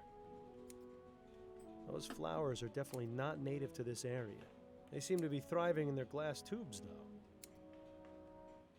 Quite the assortment of plants they keep in here. I wonder if they serve any purpose or are just meant to look pretty. Judging from that pipe, that contraption must be used to keep the plants hydrated. But it looks like a giant earwax remover to me. I've never seen a flower grow that big. What do you suppose they're feeding them? One of those cute little Japanese trees that are all the rage these days. Personally, I don't see how giving a tree a haircut is meant to be relaxing. Pardon the disturbance, but are you Juliet Montgomery? I am. And you are? Miles Fordham. I'm a private investigator looking into the events surrounding your mother's attempted murder. Ah, of course. Have you got time to answer some questions? Yes, that shouldn't be a problem. Do you know anything about the events leading up to your mother's premature internment? No, it was a complete shock. Mother seemed to be perfectly healthy and full of life. Then, without warning, she was dead. Or so we thought. I take it you were glad to be wrong? What a ridiculous question. Of course I was. You tried to kill your mom with flowers. Would celebrate their mother's death. Oh, I could name a few. Juliet definitely didn't shed any tears over Madame Dupray, though. Sorry, I'm just cold shot. She tried to put her mom down. I'm not going to assume you were killing your mother just because you weren't upset by her death. I felt terrible about it. You have to understand, I didn't want her to be dead. I just felt a sense of relief. Please, don't think me a horrible person, Mr. Fordham. It's just that Mother and I aren't currently on the best of terms. How bad of a term do you gotta be on? Why don't you and your mother get along? We've never just be unconscious forever, yeah. Anything. She always disapproved of anything I did. When I was younger, she used to forbid me from speaking to the servants. I saw no harm in a kind word or smile, but she warned us that if we were too familiar, they would take liberties. Then when I declared my intentions to pursue academic studies, she really went livid. In her opinion, a university education was tantamount to a chastity belt. What sort of man would want a wife with a head full of useless facts, she'd say. Personally, I've always found intelligence to be quite attractive. I assume your mother didn't approve of your involvement with Mr. Martin? A rather forward question, Mr. Fordham. But you're not mistaken. I'm not sure how she managed to find out about Albert and me, but when she did, she nearly had a conniption. As I'm sure you can understand, the situation at home has been less than perfect in the last few months. I'd really rather not dwell on it. You mentioned you were friends with the servants. Yes, that's right. I didn't care that they worked for us. Everyone needs a friend. Did your mother ever... You know that's a weird power dynamic, right? Mistreat? No, I wouldn't say so. She was always very stern, though, and quite cold. If they ever shirked their duties or misbehaved, they were punished, of course, but nothing out of the ordinary that I ever saw. Most of the servants are my friends, but I'm closest with Amelie, the kitchen maid. Mother wasn't too happy about that. Amelie's been around as long as I can remember, She's like the aunt I never had. What can you tell me about Albert Martin? I'm not quite sure where to begin. Why not start by telling me what your relationship with him was? We met here at the greenhouse. He was working as an assistant, sweeping and cleaning and fetching things for the students. My focus was on academics, naturally. I wasn't too interested in romance. In fact, I've had to turn away nearly every single one of my classmates. Fucking men. But with Albert, I found myself intrigued. I noticed him stealing glances, lingering just a bit too long after bringing over a book or flask, sweeping the same patch of floor near me over and over again. It wasn't too long before I had him bringing me tools and equipment, regularly. I see. As I mentioned, Mother was an absolute terror when she found out. Metaphors! Mr. Martin did what he stands accused of? I'm not entirely sure. The tool was his Seems like him, penis. but Albert can be quite passionate. If the police believe he's to blame, then they must have a reason for it. It wasn't any secret that he hated Mother. Perhaps I should have ended things sooner. It was satisfying to know that Mother was displeased, but I never imagined it would lead to something like this. Well, it's nice to see she's all heart. So, you study botany. Fascinating subject. Are you an admirer of plants, Mr. Fordham? My wife has the green thumb in the household, but I do have a certain appreciation for them. Plants are amazing things, just like people in many ways. How do you mean? They need attention and care. Ignore a plant, and it will wither. Give it too much attention, and it will become sick. Plants have many things to teach us, and I greatly enjoy learning from them. These plants are impressive. Are they yours? Yes, I've developed a method to make them extra healthy and strong. They're large. I'm gonna copyright it and then sell it to farmers. But I can't reveal my secrets, Mr. Fordham. The world will hear about my discoveries soon enough. Incidentally, do you know anything about Easter lilies? No, I don't keep or grow those here. No more questions for now. Then if you don't mind, I have work to do. Yeah, that bonsai tree ain't gonna trim itself. Okay. Let's go talk to the reprehensible old woman. You are aware this is private property, sir? Off to a glorious start. Yes, I'm Miles Fordham, private investigator. I'm looking into the incident involving Madame Dupray. I assume this is she? You assume correctly, Mr. Fordham. My apologies, but I thought the police had already made an arrest. That's right, but there's still some doubt as to the man's guilt. May I ask your name, sir? I am Dr. Fellows, Madame Dupray's private physician. I'm afraid she is in no state to be answering questions at present. Are any other members of the family home? Her son, Mr. Montgomery, is in the entrance hall. I had to give him a mild sedative to settle his nerves, but he should be all right to converse. Then if you don't mind, I'll have a look around. Okay. This fountain probably looked nicer when it was working, but right now it's just a breeding ground for mosquitoes. With her vast sums of wealth, Madame Dupray could probably feed a starving family for the next 30 years.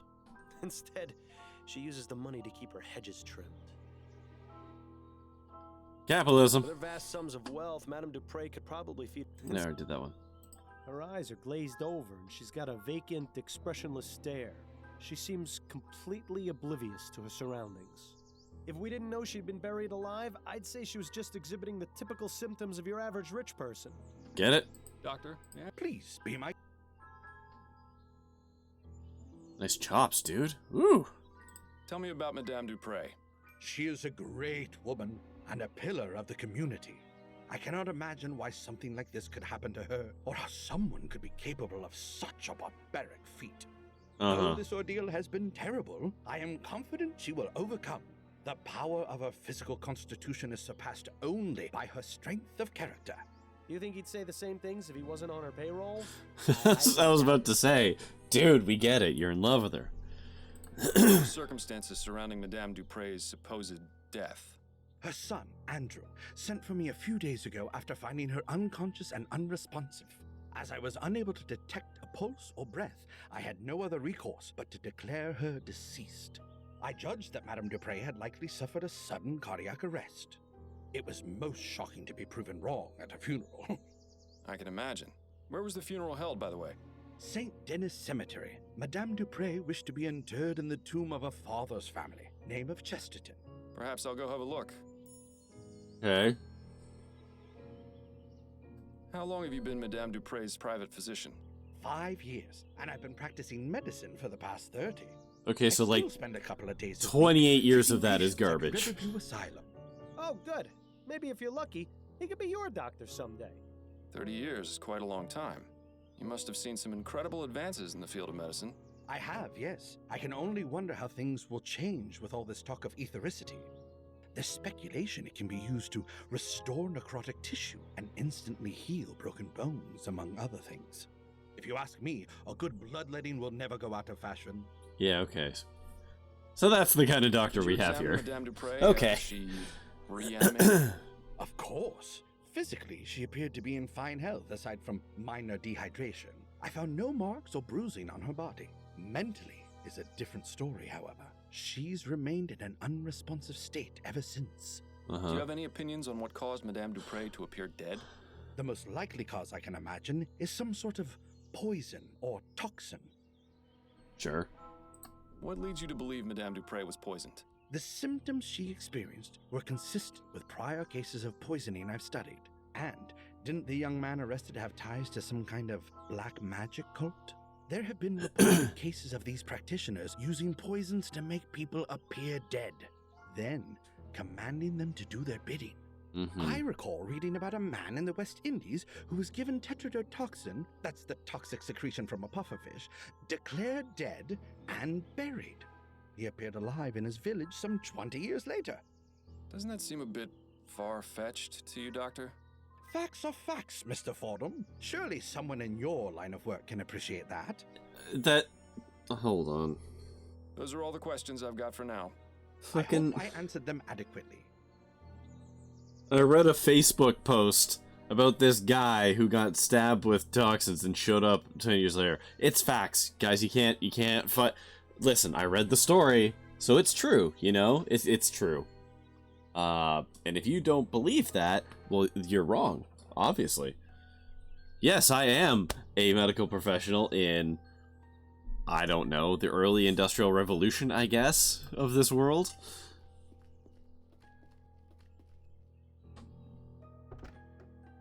Look at you, fucking lounging. Are you the new servant? No, I'm Miles Fordham. I'm a private That's a investigator butt. looking into your mother's attempted murder. How did you know I was her son? Oh, of course. You must have sensed it with your detective's intuition. I should have guessed by that giant head of yours. Are you feeling all right, Mr. Montgomery? Yes, I'm fine. Much better than when those pesky police officers were snooping around earlier. But I like you, Mr. Fordham. I can already tell you're not like them. Not like them at all. Please, call me Andrew. Yes, well, I'll have a look around, and I may need to ask you some questions. Do you think you can handle that? I can. In fact, I really look forward to it. If the good doctor gave him a mild sedative, I hate to see what the stuff you take would have done to him. Probably killed him. I held down right bumper and turned on detective vision. God, I wish this game had that, though. That's a butt. That's a parrot. Okay, upstairs. Wedding portrait. Wedding portrait. Dupray looks like she's holding on to that poor bastard for dear life. Kitchen. Mirror? Do you suppose that's for the bird? Or perhaps so the Dupray family members can get a good look at themselves on the way out of the house? What a beautiful parrot. Must have cost the Duprays a cool copper. Alright, let's talk to this guy. Oh, goody. I don't even know what to say to this. There's a lot going on here. What can you tell me about Madame Dupray? She came back from the dead. I couldn't believe it. My mother, resurrected, just like Jesus. Yes. This is going to be a taxing I heard you're the one who conversation. accused Mr. Martin of the crime. Oh, Lord.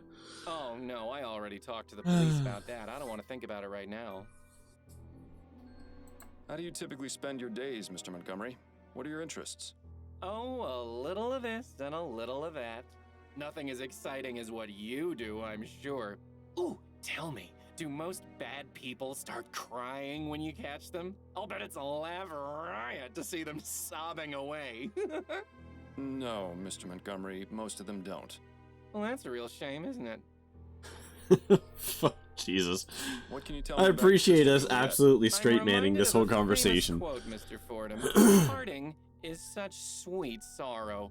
Let us part on good terms and avoid the subject altogether, please.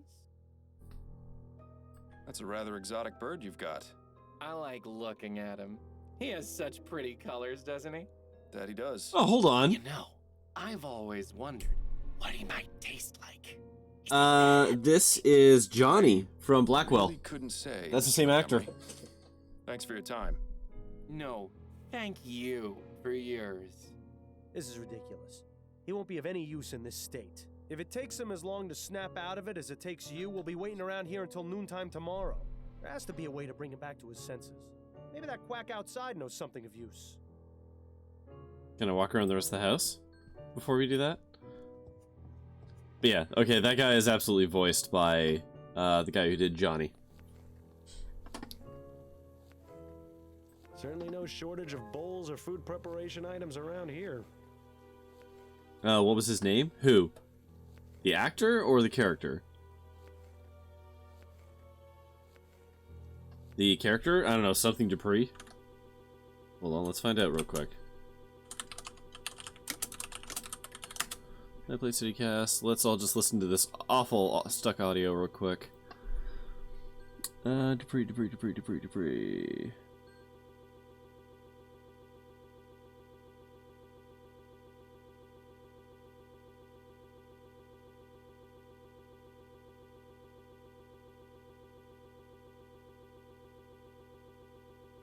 Not in the IMDb. Here, I'll go like this, and you can look at it. There you go. Yeah, it looks like gumbo's on the menu tonight. I wonder how it compares with Upton's special recipe. It's times like these make me wish I could still eat. Pardon me, miss. What? Who are you? I'm Miles Fordham. I'm investigating the attempted murder of Madame Dupray. Oh, I'm sorry, sir, but I'm very busy. I can't help you. Amelie, please. I need to know what you know about Madame Dupray. What? How did you know my name? Juliet told me about you. Miss Juliet? Yes, I spoke to her at the university. She mentioned you two were friends. Yes, that's right. She's always been so good to me. Look, Amelie, I'm just trying to get some information. And I have a feeling you can be very helpful if you just let me talk to you. All right, fine. But do it as fast as you can. I'm gonna go on a limb here and say Andrew Dupray. Tell me about Madame Dupray. Oh, I really Dupray, shouldn't, sorry. sir. It would greatly help my investigation if you did. Madame Dupray was kind enough to hire me as her cook. It's hard to get jobs in the city. Lots of people want their servants to use those new machines. My sister's brother-in-law got half his leg blown off by one of those new ovens. He's lucky he wasn't killed. So I'm plenty happy working here doing real people's work. But Madam can be difficult sometimes. Difficult? What do you mean by that? No, I said enough. What do you know about Madame Dupray's supposed death? All I can tell you is that whoever did it really hated her. Do you know Albert Martin, the man accused of the crime? I'm correct. It's Abe Goldfarb. Haha! I appreciate the fact that I have played enough of these games now that I am starting to pick up on voice actors who cross over into other games, because it's a small acting pool. What can you tell me about Andrew? He ain't so Wish I bad. could get into it, but here we are. Spoiled, but he mostly cleans up after himself. Has a whole private part of the house, but I think he only uses one room. Better for me, way less to clean. What do you know about Juliet? She was always so kind to me and the others, but her mother don't like that one bit. Still, she sneaks down into the kitchen to keep me company some nights. Even though she's a good soul, I think part of her does it just to spite her mother. Yeah. Also, I just realized the episode title for tonight is going to be called Bill, Me, and Dupray. It's right there. Are you the only remaining person here? No, there's another one, Marcel. He's the new gardener. I haven't seen him in a few days, though. Not since before Madam's incident. Thank you, Amelie. I appreciate your time. You're welcome. Now, please, let me get back to work. Judging by the amount of food this family probably eats, washing the dishes must take forever. Looks like the type of spices you'd use in a stew. Most likely paprika or turmeric. Nice variety of reds and oranges. Some kind of water dispensing device, maybe? I was never very good at finding my way around the kitchen. Alright, that's all of that for now.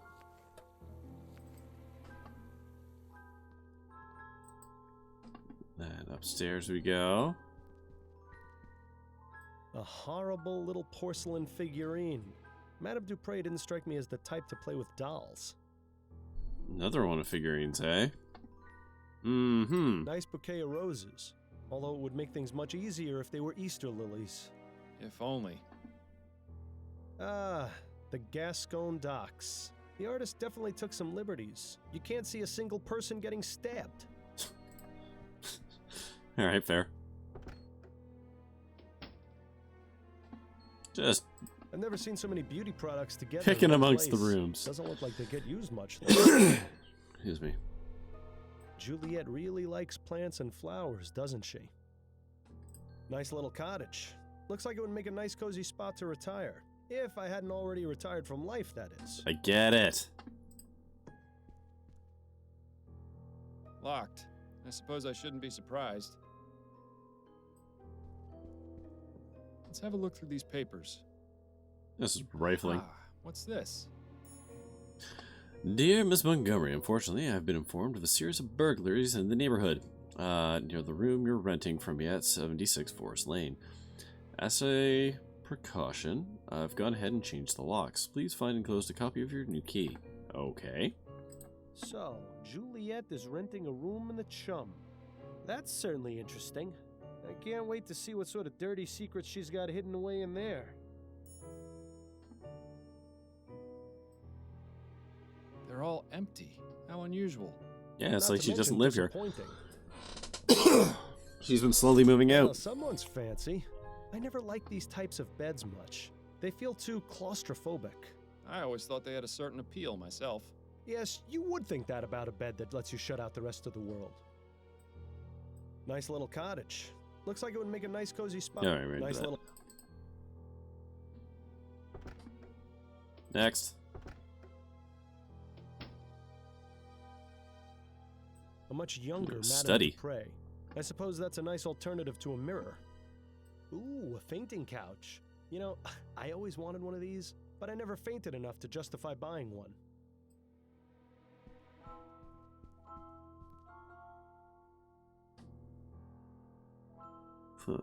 Choice and consequence. One of those melodramatic romances. I read it a while back, and I couldn't tell you a thing about it.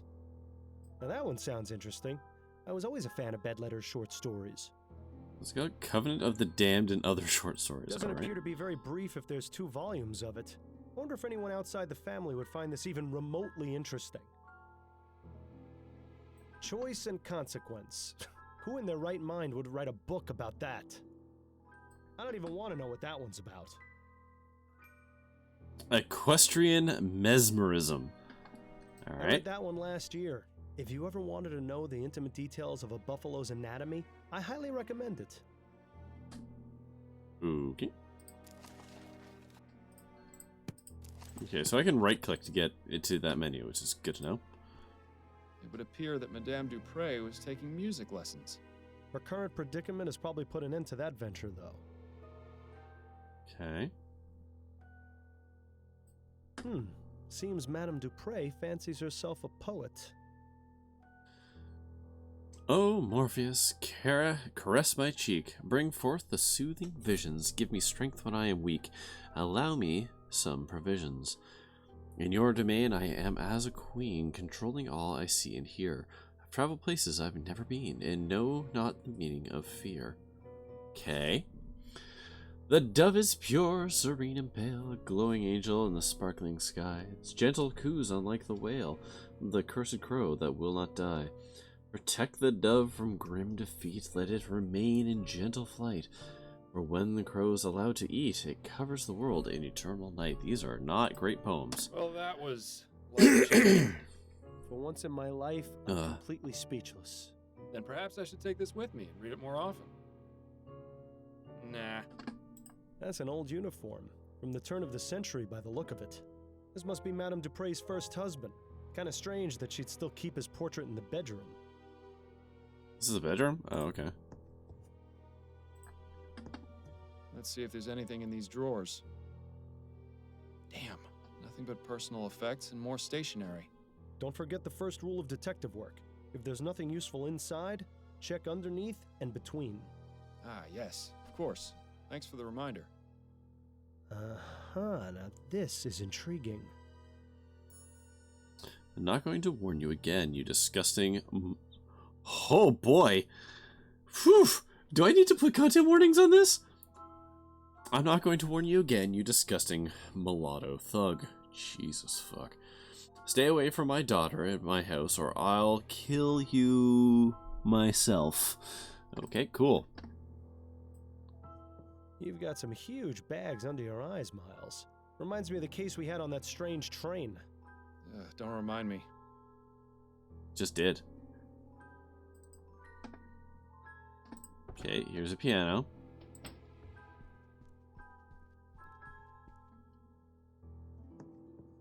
Goodness, someone went overboard with the flowers. This brings back some memories, doesn't it? Ones I'd rather forget. Ooh. Vigor pills? Ah, yeah. Is this really the best that medical science has to offer? Decadent. A gentle reminder that everyone's time is slowly running out. A tuning fork? Tweezers. These should be useful. Sure, let's just steal. Dr. Tennyson's Vigor Pills. These would make a sloth act like a hummingbird. Okay, so they're just full of cocaine then. The science of pharmacology. I'm sure it's riveting stuff. It looks as though this folded piece of paper is being used as a bookmark. So... The science of I hope remembering what page they were on wasn't too important. Looks like it's a letter for Andrew. Andrew. Enclosed is the agreed upon fee. I wouldn't be able to concentrate on exams without this help. Dr. Tennyson charges an obscene amount. Thank goodness for good people like you with home pharmacies. I'll look for them in the usual spot under the weeping angel, Joshua. Okay. Okay, so Andrew is effectively selling Adderall, ye old Adderall, to people. Excellent, good. What in the ether is that thing supposed to be? Actually, I'd rather not know. I can only wonder what sort of potions... What potions? Drugs. He's making drugs. Okay. Why would anyone need so many flowers in one room? Perhaps it's to mask the odors of those chemicals on the workstation. Could be. Yeah, it must be a nice place to sit and listen to music. Oh, look! It's one of those new audio cylindergraphs. I can't quite wrap my head around how they can manage to get sound out of a wax cylinder. It's not very good sound, for whatever that's worth. Oh, god damn it. Hold on. Hold on. This is the thing where I have to go right down the scales, right? Was it this room? It was not this room.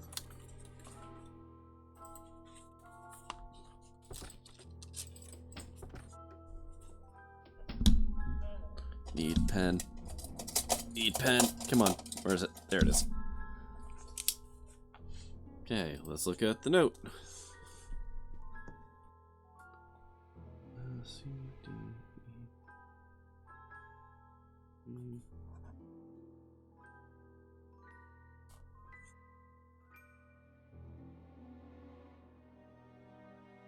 Okay, those look...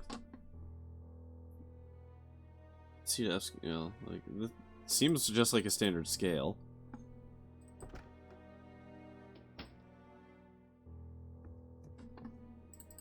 Yeah, it is, isn't it?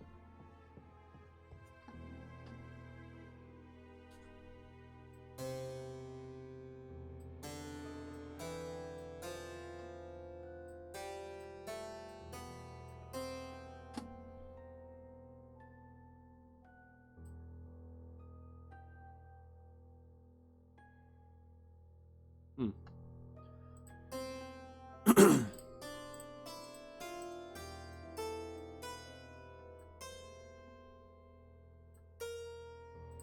Okay. There'll surely be something to do with this. I don't know much about art, but I see Madame Dupray and I at least have similar tastes. Okay. Alright, let's bring this guy down.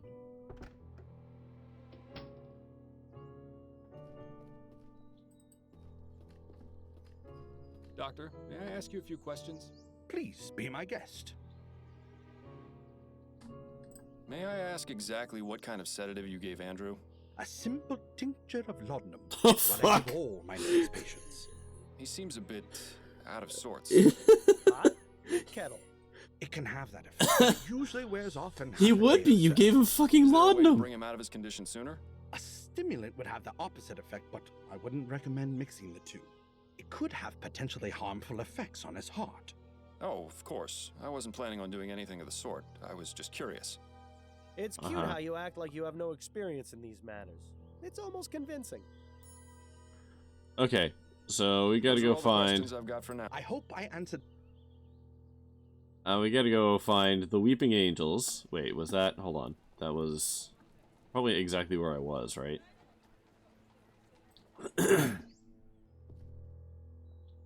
This fountain probably looked nicer when it was an angel on the. This would probably be too risky a place to hide something. What was This that? fountain probably looked nicer when it was an angel on the fountain. Doesn't look like This it's would weeping. Okay.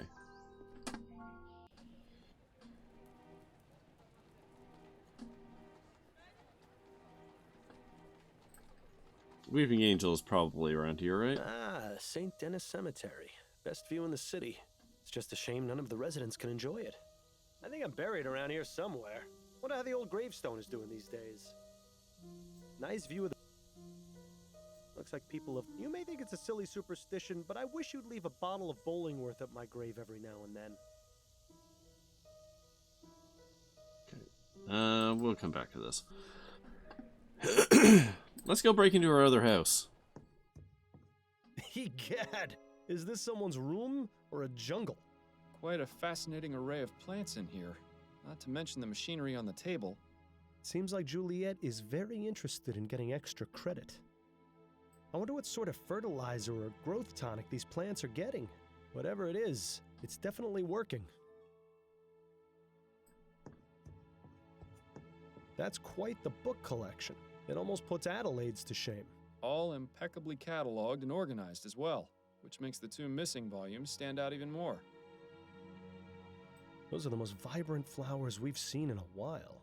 I bet they smell extra strong. Yes, they certainly do. It's a good thing you're the one with the nose. This plant makes Miles Jr. look like a single blade of grass. I'm guessing they're probably full of more scientific equipment or plant-related stuff. They appear to be scientific scribblings. I can't make heads nor tails of them. That makes two of us. They See appear that to one? be... That Okay. makes...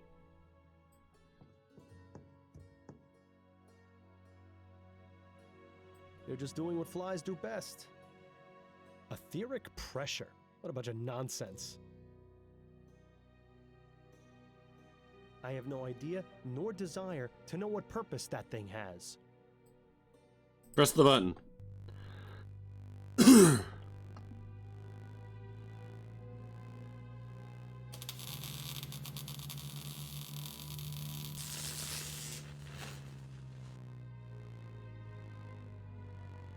Are they alive? Oh, would you look at that? Oh, would you... I don't know what I'm looking at. Well, now, this is interesting. Etheric effects on flora. Larger, more vibrant flowers. Chlorophyll production seemingly triples. Root systems strengthen, increasing capacity to absorb nutrients. Conclusion. Plants thrive on exposure to small etheric currents. Further experiments are needed to determine the long-term effects. Look at you, baby. Hi, Abby. How's it going? Just solving mysteries, says a disgraced police officer who sort of shot his partner. Etheric effects on fauna. Brain is clearly affected, inducing a trance-like state. Muscle controls loss, wings flap in unpredictable pattern. Okay. Conclusion. If animals with greater cognitive ability, including humans, are exposed to specific quantities of aethericity, they will go into a stupor, appearing unconscious or dead. Alright.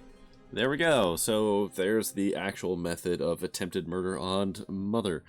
How's the game going? It's going. This is like the first case, and it's a lot longer than I expected, actually. There's like a lot of people to talk to and things, so it's interesting. Just a bunch of technical nonsense. I can't understand a word of it. Okay.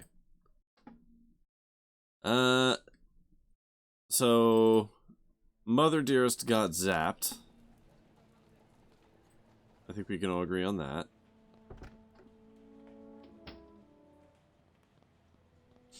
Hello again, Miss. Hello, Miss. Tell me Do you know more. anything about ethericity, Miss Montgomery? You surprised me, Mr. Fordham. I had no idea someone of your profession would know or care about something like that. I've found that it pays to be open-minded. To answer your question, yes, I am familiar with the theory of ethericity. In fact, it's recently become a focus of my studies. Despite what the newspapers have been reporting, it's already possible to access it in small quantities from the air around us. Have you conducted any experiments? No, my research has been purely theoretical. I don't have the means to do anything practical. Liar! Deceiver, December. Oops, I didn't mean to click through that. Miss Montgomery, please don't lie to me. I know you've been conducting experiments with ethericity. I've seen the room you're renting on Forest Lane. What? But how? I wouldn't be very good at my job if I didn't find things out, Miss Montgomery. Now please, drop the act and tell me about your experiments. Fine. I've been researching etheric effects on living organisms. I'm planning on presenting my discoveries to the board once I make more progress. So far, I've managed to discover that plant growth is accelerated significantly. It's given me quite the advantage in class. But isn't that cheating? You have no idea how difficult it's been for me to be taken seriously, Mr. Fordham. You are a woman in No the matter how hard education I tried, my work wasn't valued on its process own merits in this by world. my peers or professors. I fought hard to get where I am. I wasn't about to lose all that just because some pig-headed idiots didn't think my best was good enough. That sounds awfully familiar. Yeah, you go, What girl. about your notes on the effects of ethericity on animals? Oh, those aren't complete. I haven't tested the effects on anything larger than flies. Those experiments were mainly to satisfy my curiosity, but they have little to do with my actual research. Curiosity? Seems like a lot of effort to go to just to answer a question. But then, I never really understood these scientific types. Okay. What can you tell me about your brother? Andrew, Mama's precious little boy. If you've met him, you pretty much know all you need to. He's had the whole world handed to him on a silver platter. But he's in for a rude awakening someday. Mother can only provide for him for so long. No more questions for now. Then if you don't mind, I have work to do. Alright.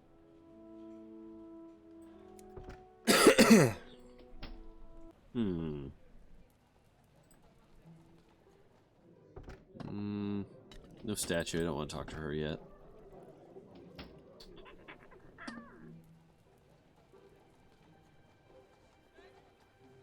I don't know where to go next.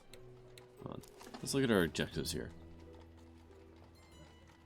Question residents of Duprée Manor. Investigate the Chesterton tomb. Find a stimulant to bring Andrew out of stupor. So we kind of gotta do this one before we can do that one. Okay. I don't know why the tweezers are a clue, but here we are. Okay. Alright, let's go talk to the cop. This just goes to show you can't take it with you, so you might as well spend it all on a giant tomb. I don't know him. Must be a recent addition to the force. Well, at least he won't recognize you. Good day to you, officer. Good day, sir. How may I be of assistance? Sure is a nice day to be walking around the cemetery, wouldn't you agree? I guess, if you're into that sort of thing. Personally, the noise those bugs are making is starting to drive me crazy. Ooh, ooh, and I don't know why. Would you mind letting me in the tomb, please? Afraid I can't do that, sir. This tomb is currently part of a police investigation and ain't available for visits until further notice.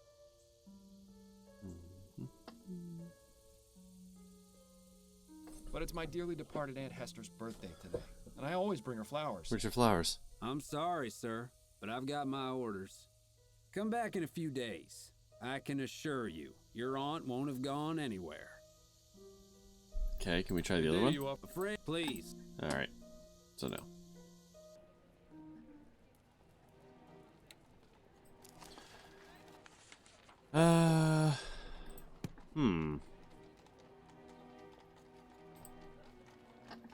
We're talking to you again. Could I ask you? It's Albert, did you hate Madame Dupray? the woman is cruel, sadistic, and bigoted. When she found out about my relationship with Juliet, she sent me a letter threatening to have me killed if I got near her house or her daughter. So yes, Mr. Fordham, I hated her, but even so, I love her daughter. I wouldn't be so cruel as to take Juliet's mother away from her, even if she hated her too. I beg your pardon? Juliet and her mother didn't get along at all. I never asked why, but it was obvious there was something going on. Intriguing. That's all for now. Okay. I think I'm gonna go press the mob on that back room now. Hi. Welcome. She's not gonna be much help right now. Really? Can I trigger this? There's no way you'll be able to look behind that curtain. She's not gonna be Okay, guess we're not doing that. a rather unremarkable. Okay. So not that.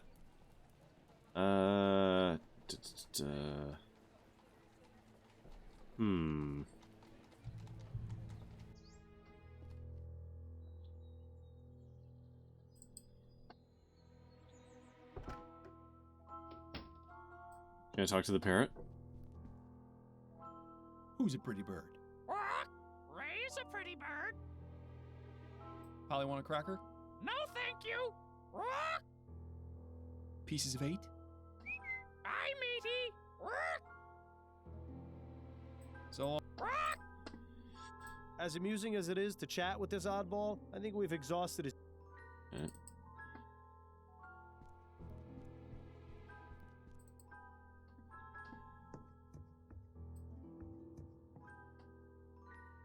The bottle is empty. Okay.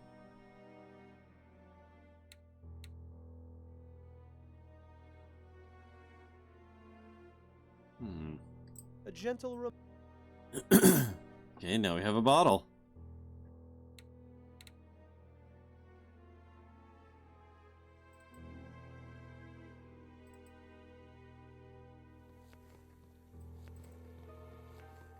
Stick around. Don't.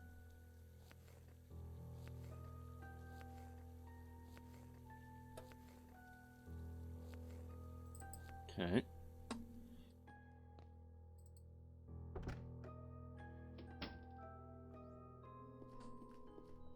Her eyes are... If we... This quack hasn't gotten anything... Okay. So... Did that. Did that for now.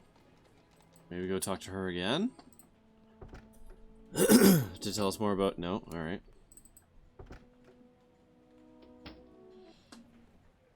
Did that.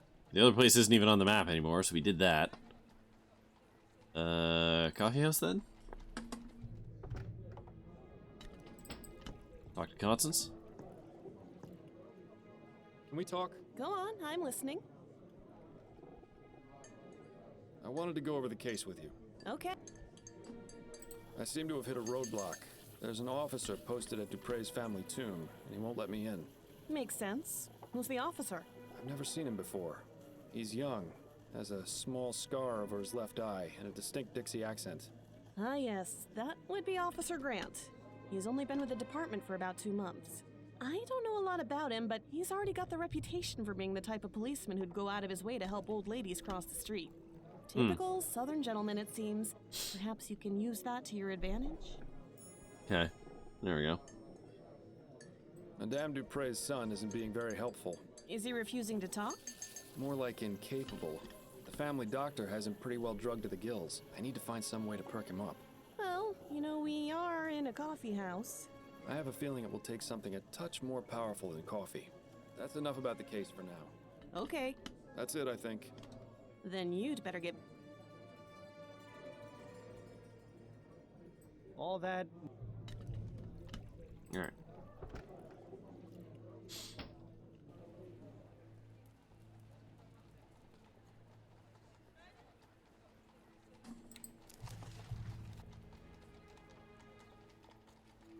Yeah, we can do that now. Pretty sure we can anyways. Ossifer.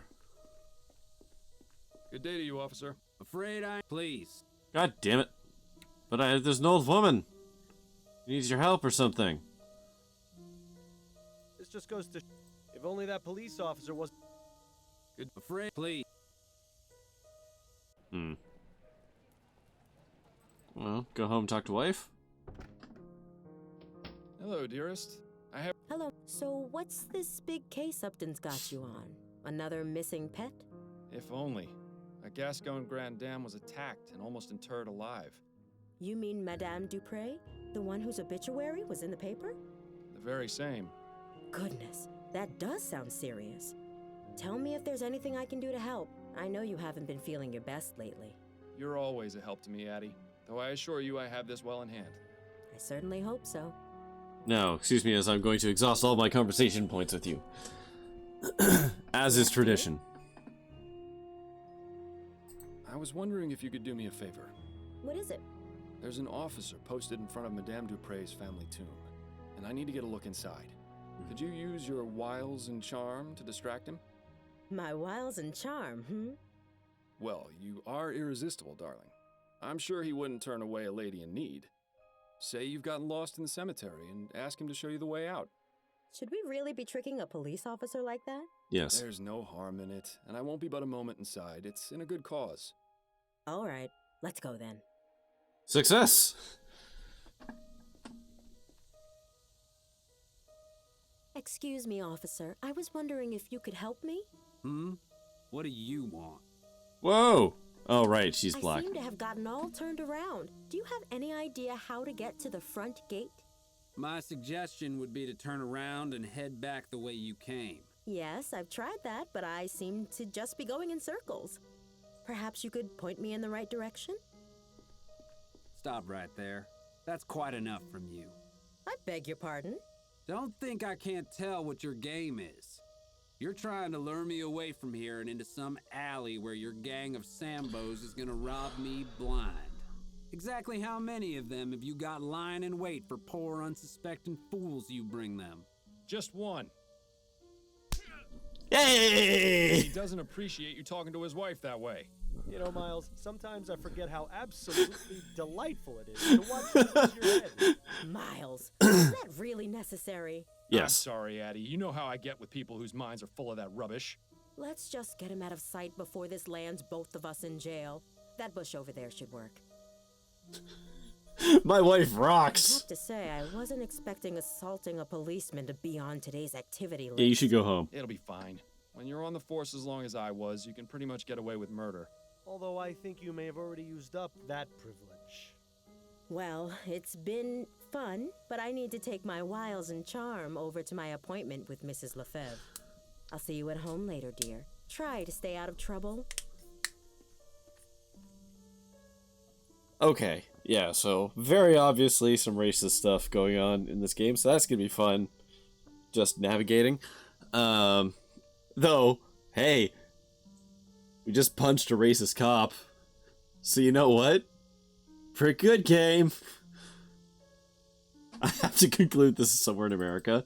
You say it like black people weren't racist against. That's not the word. I'm tired. What is the word? Discriminated. That's the word. In other parts of the world. Okay, here's our crying angel. So somewhere around this crying angel statue. I'm rather surprised no one has defaced it. Hang on. You don't suppose this is... Absolutely I do. Surprise, surprise! A hidden compartment with a stash of pills inside. Seems Mr. Montgomery has a little business on the side. Cool. That nest is full of eggs. But where's the mother bird? Perhaps she abandoned it. Always assuming the worst, aren't you, Miles? Give pills to adult son. What could go wrong? Douglas Chesterton, 1791 to 1840. Good riddance. Jesus. William Arthur Chesterton, 1770 to 1837. Gone but never forgotten. John Patrick Chesterton, 1740 to 1825. Patriarch, leader, family man. Desmond Chesterton, 1745 to 1810. Strong in life, stronger in death. Celine, 1823 to 1844. Taken too soon, rest ye with the angels. Jane Scott Chesterton, 1746 to 1815. Ab Aeterno. Sarah Chesterton, 1784 to 1812. I told you I was sick. Dale Chesterton, 1795 to 1843. A good man. Rest in peace. Can we go back to this Douglas one? Chesterton, 1791 to 1840. Good riddance. That's a little yikes. This must be what was going to be Madame Dupray's final resting place. I don't see anything inside. What, were you expecting a note from her attacker? No, but I was hoping for some kind of clue at the very least. These crypts are reserved for future generations of Chestertons to rot in. There are only 3 left. Then let's hope the Chestertons aren't opposed to spending eternity cozied up to one another.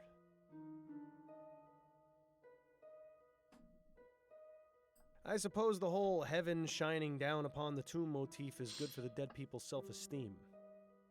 Okay.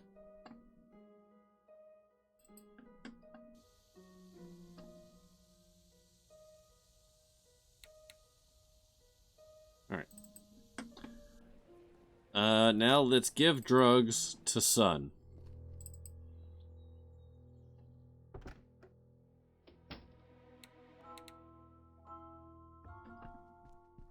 I have some questions for you.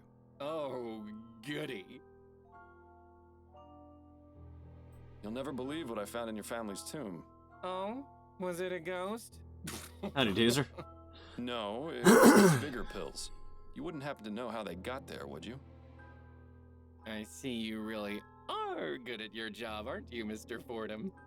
Look, Andrew, I'm in no mood for games.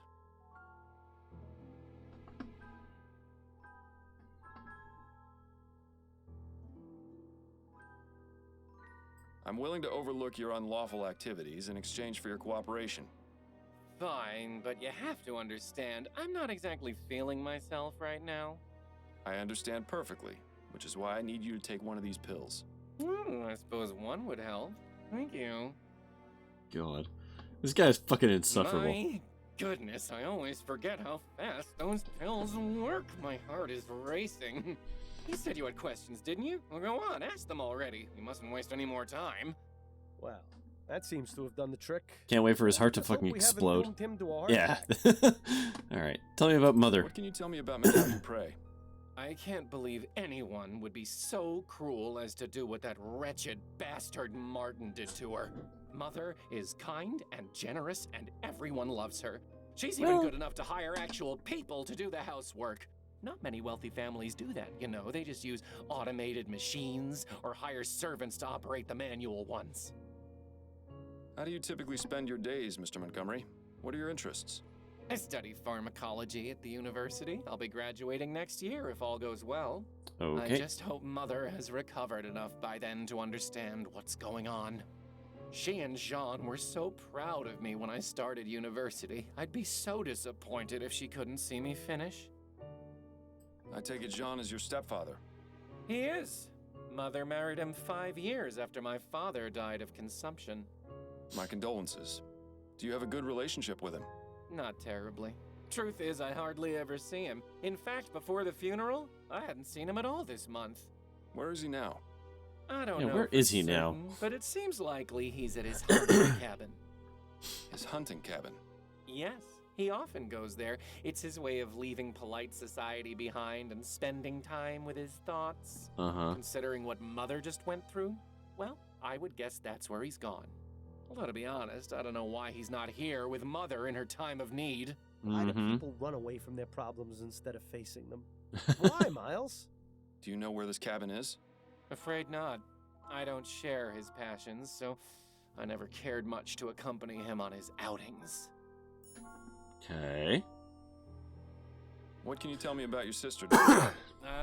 Juliet, smart as a whip and just as forgiving. She's a fighter, that one. Despite being the only woman in her class, she's managed to rank at the top. Impressive. I only wish Mother was more accepting of Juliet going to university. But you don't want to hear about boring family matters, I'm sure.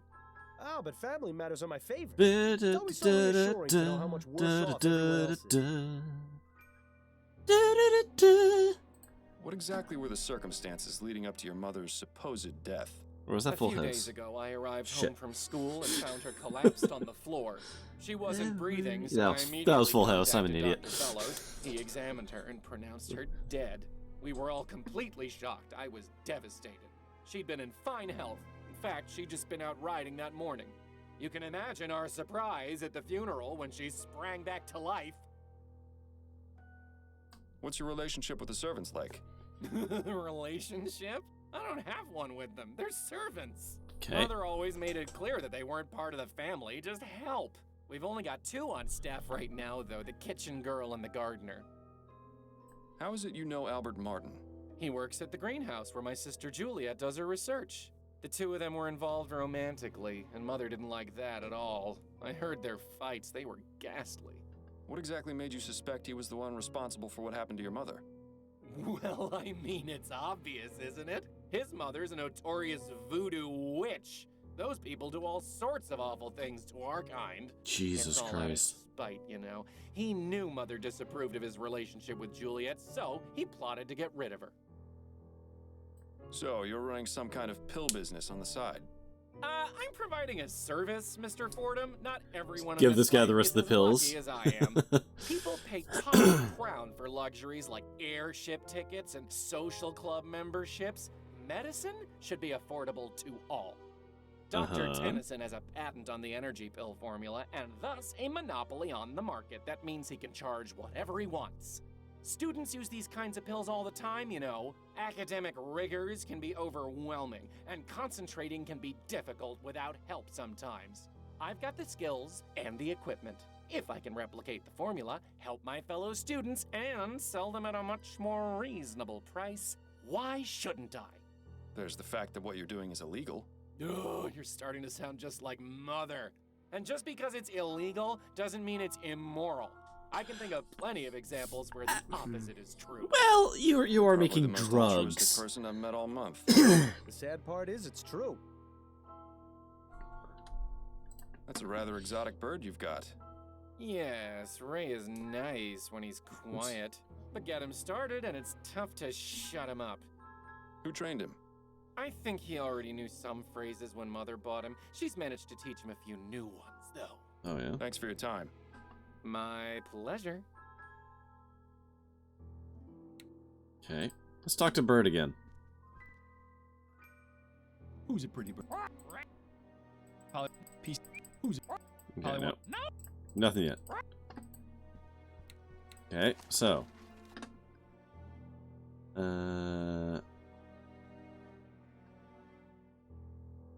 gotta locate that dude's hunting cabin. It's gonna end with us cross-examining the parrot, isn't it? God, I hope not, but...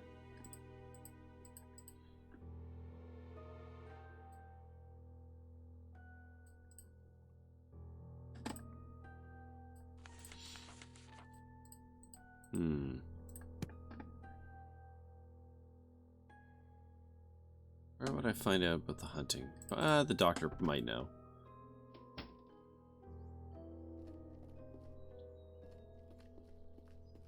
Doctor, may There I we ask go. you a few questions?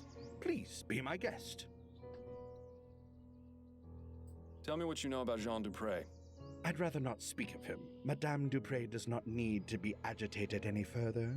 I take it you don't look very favorably upon him, then. I'll just say this. If my wife had been attacked and left for dead, you can be sure I wouldn't leave her side. What a gentleman. He doesn't even leave women who aren't his wife. I see what you mean. Do you know where I might find him? I only wish I did. Those are all the questions I've got God for damn it. now. I hope I answered them adequately. Okay. Let's try asking daughter.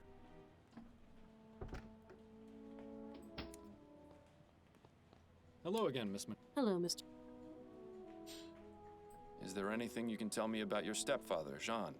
He's a kind man. I don't really see him too often. He seemed rather upset at Mother's funeral, but I can't help but wonder if he feels the same way as I do about her death. What do you mean? Just that I get the distinct impression that he and Mother's marriage isn't as perfect as they'd like it to appear. Shocking. I'm starting to sense a trend. Your brother told me that Jean enjoys hunting. Do you know where his cabin is? Yes, it's in Fenton Swamp. I went out there with him a few times, but I didn't really enjoy it. Frankly, the place is rather grotesque. All those stuffed trophies staring at you with their cold, dead eyes. Plants are much nicer to have around. Anyway, if you take the main road through the swamp about 1.5 miles, you'll come upon a small dirt path that goes northeast. Take that until you see a small cabin on the left. That's it. Thank you for the information, Miss Montgomery. No more questions. Then if... Alright. Away we go.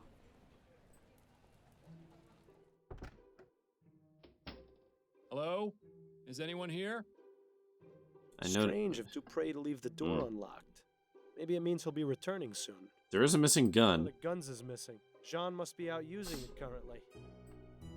You really have to wonder about someone who chooses to surround themselves with dead things.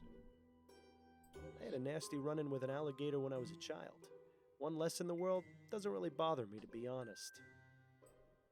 An absolute bore. Boo.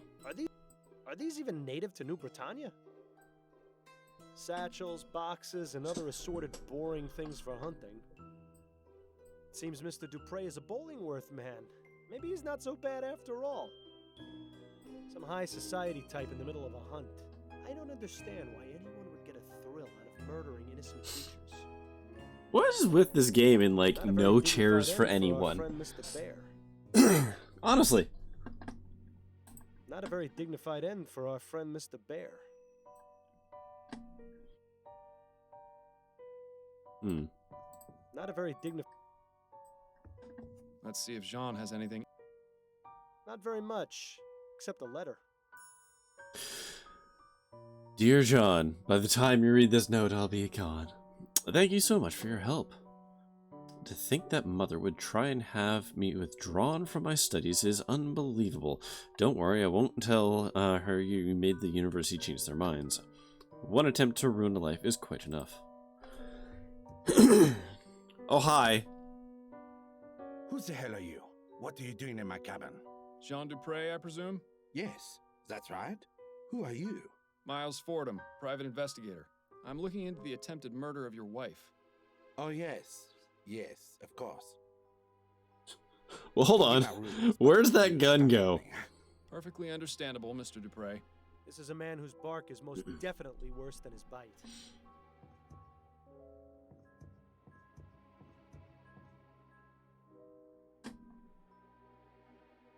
You know, I've heard it said that needing to have so many guns is a sign of overcompensation.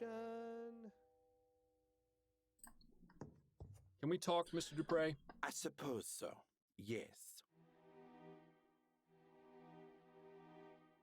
What can you tell me about Madame Dupray? Oh, my dear wife. The past few days have been just awful for all of us. Yes, I can imagine. How long have you been married?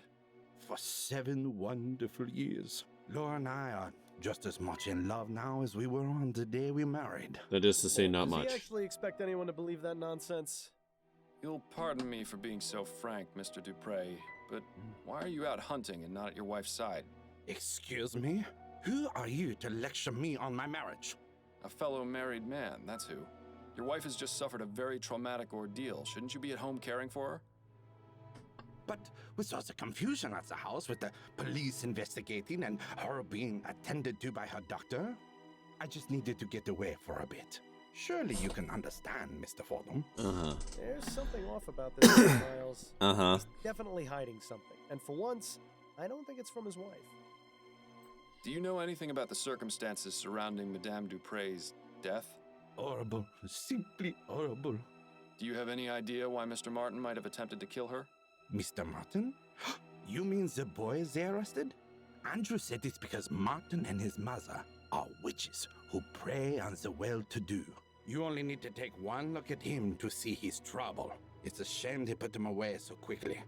I'd have liked to teach him a lesson or two, believe you me. Yeah, right. A lesson on how to cower in the corner, most likely. I suppose it goes without saying that you enjoy hunting, Mr. Dupray? Yes, I do.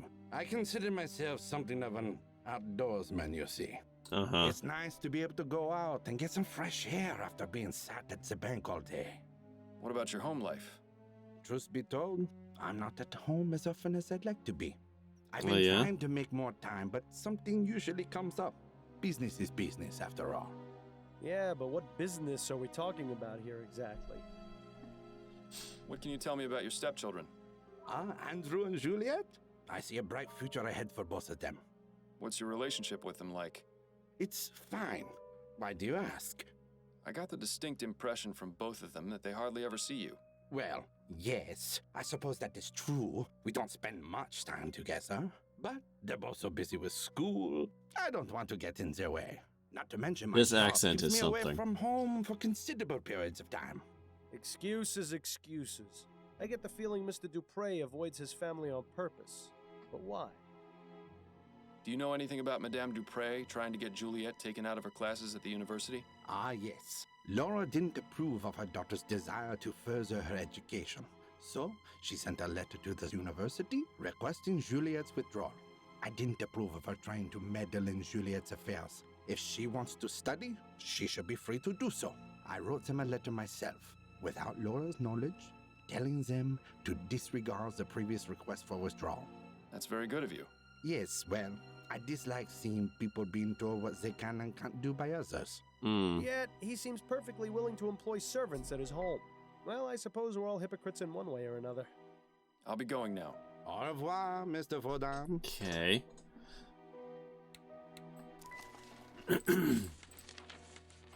What does that tell us? Did we not already investigate the tomb? Was there something I missed there? Like we just talked to Jean Duprée. So like, why is this still in here? I don't understand. We haven't got anything else to... Okay. Alright, well, let's try the cemetery a bit more. I have to admit, that nest. Perhaps she... Always... We looked at all those.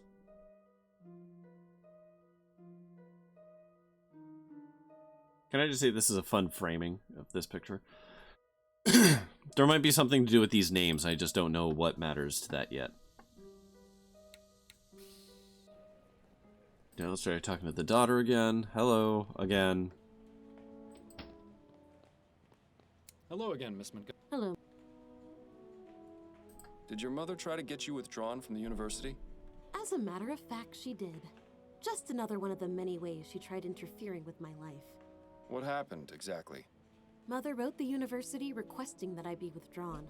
I found out about it when the enrollment office contacted me. I couldn't believe it at first.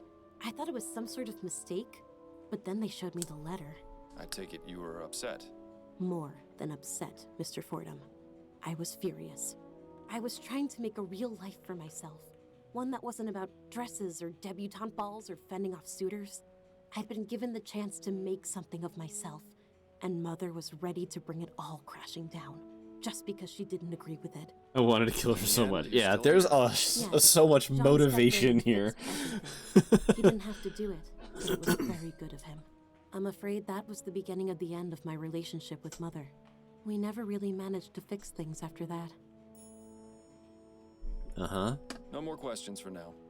Then if you don't mind, I have work to do. Fordham, are you thinking what I'm thinking? No. Wait, what am I saying? Of course you are. Madame Dupray has been interfering with Juliet's studies and disapproved of her relationship with Martin. Hence, they're falling out. Plus, the information in Juliet's notes about ethericity, putting animals into a death-like trance, seems awfully suspicious. It's enough to establish both means and motive. That's plenty to consider her a suspect. So what do I do with that?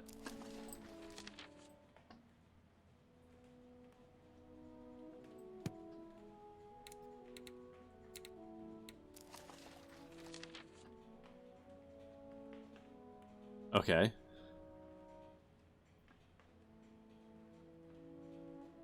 Turn to Upton and accuse Juliet Montgomery. Like, I have these other bullet points here, and I don't know.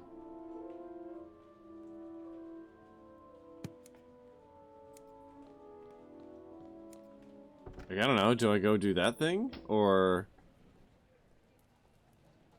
It's very weird. Nope, didn't mean to do that.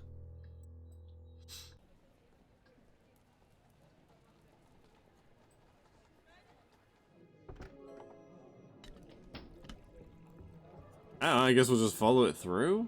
I'm very confused. Go on, I'm listening. Okay. Jean Dupray isn't talking very much. I think he's hiding something. Well, you have a knack for making people divulge their secrets. There has to be something that'll make him talk. Perhaps I should check with those close to him. That's enough about the... Okay. That's it. So I could just wrap the case up now, but there's other avenues.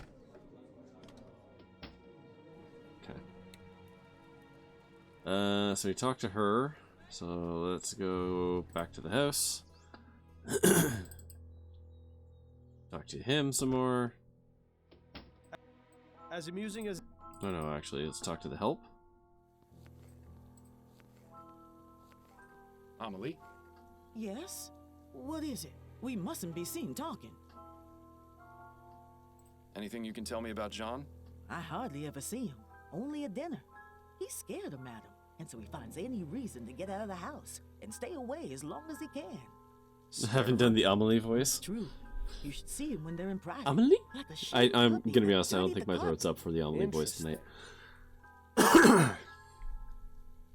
you have any idea If I try and why actually Jean is do it, so I'm just afraid gonna of end up Madame choking. Dupray? If he's seen the same things we have, then yes. What kind of things? No, I spoke out of turn. God damn it, woman. Forget I said anything. Amelie, listen to me. A potentially innocent man's life is on the line. If I don't find out who attacked Madame Dupray, he's as good as dead. So if there are any facts or details you know that I don't, you need to tell me. I can't. You can. I'm not with the police. If Madame Dupray did something wrong, I'm not going to look the other way. Trust me, I'm on your side. Madam beats the servants. I think she even does it for fun. I hear the screams sometimes. I don't know how anyone else in the family doesn't. Maybe they do and just ignore it. I don't know. But if Mr. Dupray knows what she do, it explains why he's so scared of her. Huh. Did Madame Dupray ever abuse you? No, I was lucky, but some of the others weren't. Like who? I need details. Where's the gardener? The old gardener, Guy Dumas, and one of the maids, Celine. I saw Madame going after them the most. Don't know what they did to deserve it, but I would see her walk by in a rage, whip in one hand and a book in the other. A book? What book? Oh, I don't know. I can't read, so I don't know what it said on the cover. But it's the same color as the stew spice I always use. Don't know what she crime and used consequence. it for, but she always had it with her, just before a beating. Maybe she'd recite them some of her terrible poetry. I'm sure that was torture enough.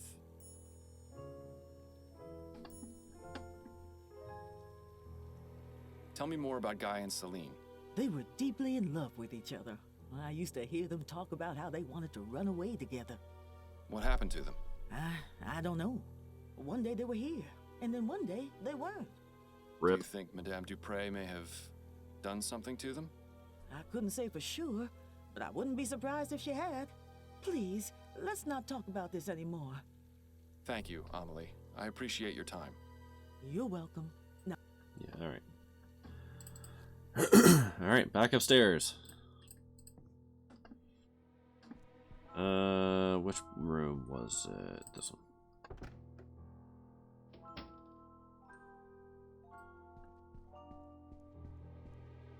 Well, this should be the book Amelie mentioned.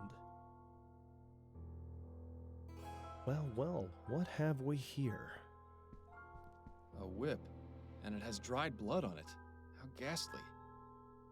This Yeah, we'll house just take is just that. full of secrets, isn't it?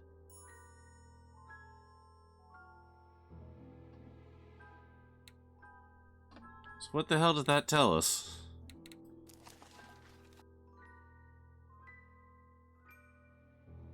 You know, I guess I can go speak to Jean with the whip now.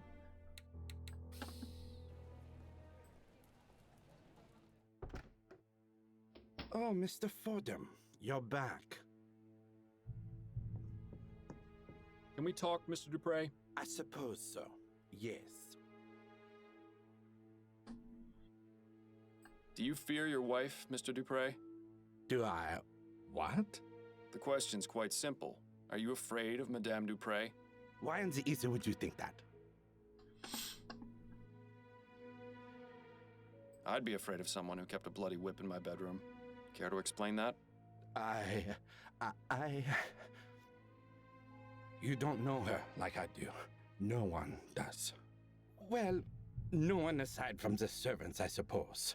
She's cruel, Mr. Fordham. Crueler than anyone or anything I've ever seen. Go on. Tell me more about Madame Dupray's cruelty. She treats the servants like animals, Mr. Fordham. She would say the most vile, awful things to them. Things I would expect to hear on the Gascon docks, not from the lips of a grande dame. And the beatings. Oh, God. The screams I would hear from somewhere in the house. I never dared find out where. Nobody else ever heard the screaming? No. She was cunning. She would do it when no one else was around. Once she knew I had heard, she threatened me.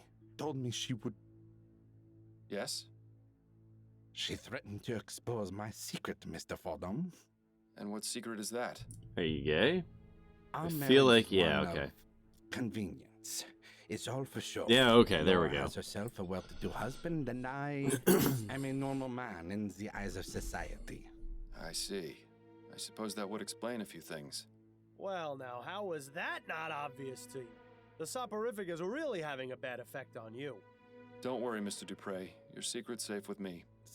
Thank you, Mr. Fordham. All right. Tell me what you know about Guy Dumas and Celine. Celine had an accident.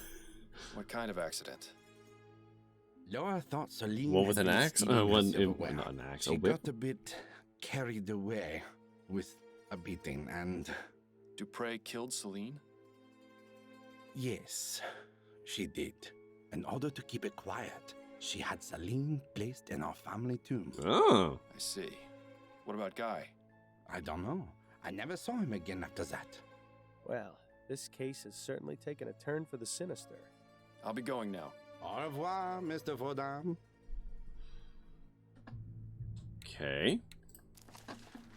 So now we can go back to the tomb because we have more information on that. But before we do that, let's go back to Dupray Manor. Talk to Son. Hopefully. I have some questions for you. All right. Did you know Guy Dumas? The old gardener? Sure, I knew him.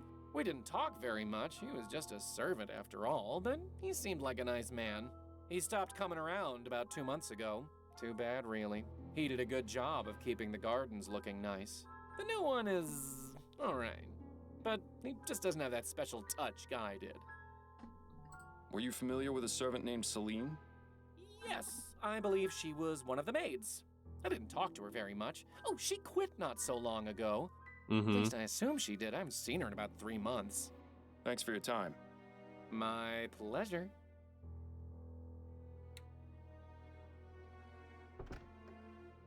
I don't know if the doctor will have anything, but hey.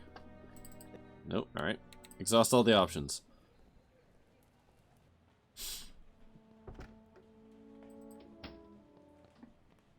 Hello again. Hello. Do you know Guy Dumas? Yes, he was one of our servants. He used to enjoy reading my books, as well as Andrew's. When did you see him last? Just last week, he came by to see me and asked to borrow some books. What Do you books? know where I might be able to find him? Not really. I get the impression that he moves around frequently. But I can tell him you're looking for him next time I see him, if you like. Please do. Although hopefully I'll be able to find him before then.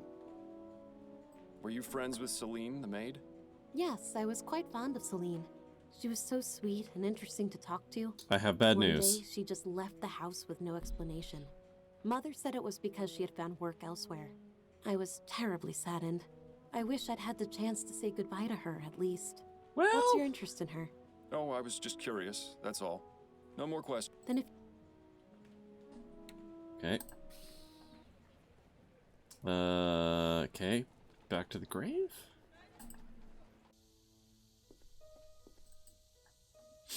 I'm gonna go on your limb here and say the good riddance one. Douglas Chesterton, 1791. Dale Chesterton, 1795. Sarah Chesterton. Celine, 1823 to 1844. Taken too soon. Rest ye with the angels. Wait a minute. This is Celine, the maid. Somehow a piece of paper got wedged into the side of the vault. Yeah, somehow. Use tweezers. Carefully now. Cook. Got it. Nice work, Fordham. Now to see what this is. She will pay for what she did to Leaving notes you, for the my love. dead. How very touching. Wonder if anyone has left me one at my grave. Quiet, Bill. I need to think. We know this note is likely from Guy. Now we just need to figure out where to find him. Is there anything on the other side of that piece of paper? You can find me. I wouldn't give me all the credit just yet.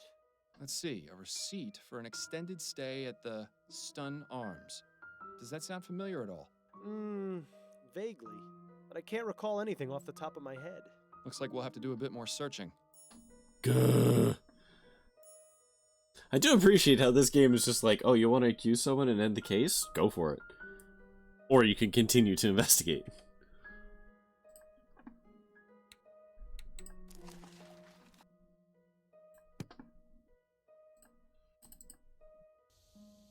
Okay, the Stun Arms.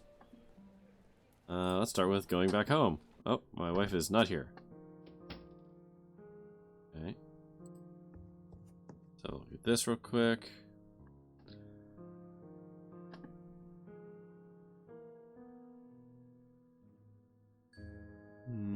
No, alright.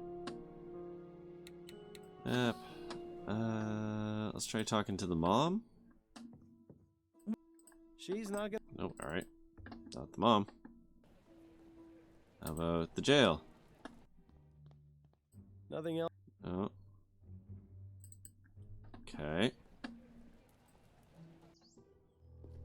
It's quite...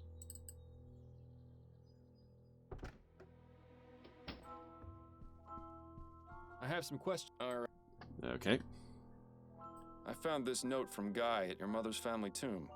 I don't think I understand. Who did he leave it for? Celine. She was interred in there. Celine is dead? Why haven't I heard about any of this? An excellent question, but not one for me to answer. I'm interested in finding Guy. See this receipt on the other side of the note? I need to find this hotel, the Stun Arms. I can't think of anywhere with that name. I know a pub in Lyon called the Albert Arms, but that doesn't seem to match. Thanks for your time. My pleasure. I feel like that my pleasure perhaps carries the wrong tone. Amelie? Yeah? I found a note from Guy at the Chesterton tomb. He left it at Celine's vault. So Celine is dead? And in Madam's family too? Indeed. My God, that woman really is the devil. I need to find Guy, Emily. He wrote this note on a receipt for a hotel, but the name's only partially visible. Do you know any place that would be called the Stun Arms? No, I don't know any hotels in the city. I'm sorry I can't help you, Mr. Fordham. I found this upstairs in Madame Dupray's bedroom. Do you recognize it? Oh, please take that away, Mr. Fordham. Why would you show it to me? I'm sorry, I didn't think it would upset you. Miles. Maybe someday you'll learn how to read basic human emotion. Thank you, Amelie. You're welcome. Okay. So, nothing. Not doing that. Well, maybe that. Actually, I might be able to get that information from there. She's running back and forth. The cop might know. Can we talk? A hotel. Go on, I'm listening.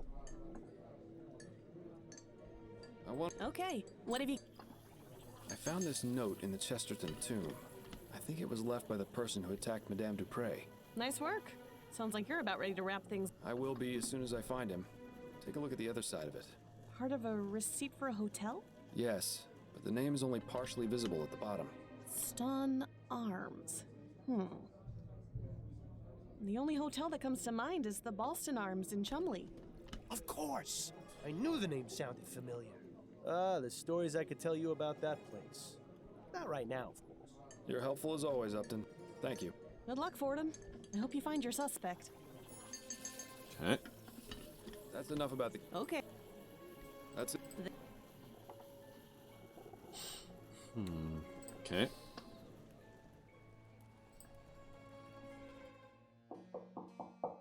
Who is it?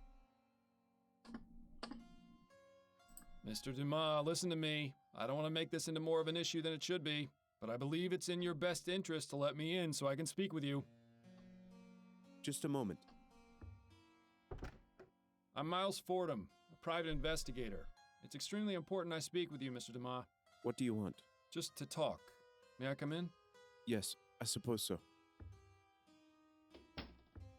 That open window is not a good I found sign. a note in St. Denis Cemetery. Once again, no Can I chairs. explain what it means? How did you... I'm a private investigator, Mr. Dumas. That's what I do. Now we can either do this the easy way or the hard way. It's up to you. I left that note for Celine. I didn't think anyone would ever find it. So it was you who attacked Madame Dupray? Yes. Yes, it was me. I confess. I can't remember the last time a suspect actually confessed. If only they were all like this. But please, Mr. Fordham, you have to understand. The woman is evil. If only you knew what she did. Please, don't arrest me, Mr. Fordham. You have to know the truth about Madame Dupray. Relax, Mr. Dumas. I'm not going to arrest you just yet. I'm perfectly willing to hear your side of the story. Now let's take this nice and slow.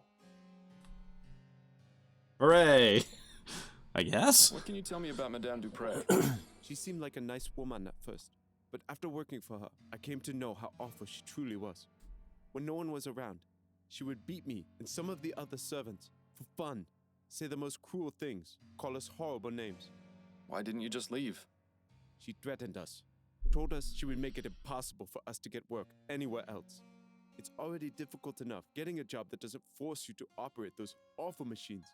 To be blacklisted by Madame Dupray would have been the final nail in the coffin. Okay. How did you come to be employed by Madame Dupray? I used to work in an iron factory in Chumley, but a few years ago, they brought in some steam machines to help production. One of the machines had a problem, and my friend Connor and I were assigned to fix it. We had no idea what we were doing, but we wanted to keep our jobs. I don't know what happened, but the next thing I knew, Connor was dead, and I was badly hurt. I swore never to go near one of those machines again. After I got better, I spent a few months looking for work, but it was impossible to find any jobs that didn't involve steam tech. Then I found out about Madame Dupray. Working at her home seemed like an improvement. I had a decent bed to sleep in. The work was not difficult, and I even made friends with her daughter. But Madame Dupray soon showed her true nature. Tell me about Celine. Oh, my dear Celine. She was the most beautiful thing I ever saw. We were going to get married, you know. Then that devil killed her. She beat her to death in front of me. I was powerless to do anything. Please, Mr. Fordham, I don't want to remember. Let us speak of something else. Do you know Albert Martin? No. Who is that? He's Juliet's lover, falsely accused of the crime you committed. I had no idea. Are you going to let an innocent man die because of what you did? No, of course not. I suppose things got out of hand. It was not my intention for someone else to take the blame for my actions. So why did you attack Madame Dupray in the way you did? I knew that if I went to her home and killed her, I would be caught and thrown in jail. I needed to find a way to do it quietly and not make anyone suspicious. Also, I wanted her to suffer for what she did. Oh, to my shit. children. I had read about toxic plants in Juliet's schoolbooks, and I knew a bit about them from working as a gardener. So I decided to poison Dupray and make her appear dead so she could be buried alive. Holy and suffer shit. the same way she made us when she would lock us away in her secret room. Go on. Did you say secret room? Yes, Mr. Fordham. Ah, here's the It was no piano. bigger than a coffin. She would place us inside if she was especially mad at us, with no food or water, sometimes for days at a time.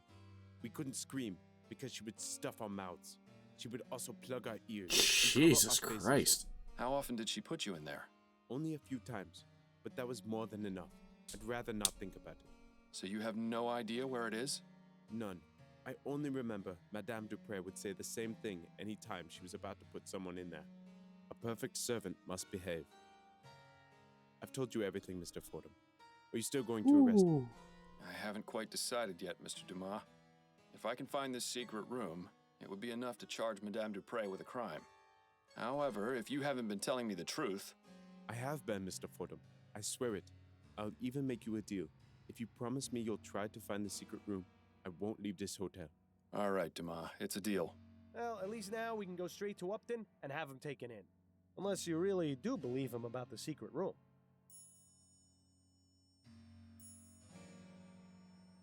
That's all for right now, but I'll be back. Yes, Mr. Fordham. I'll be here. Okay. Find secret room. Okay. Yeah, let's go talk to dude. We haven't got anything else to ask him. All right.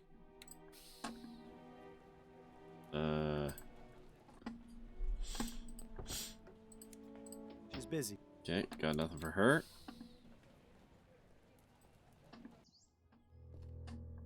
This quack.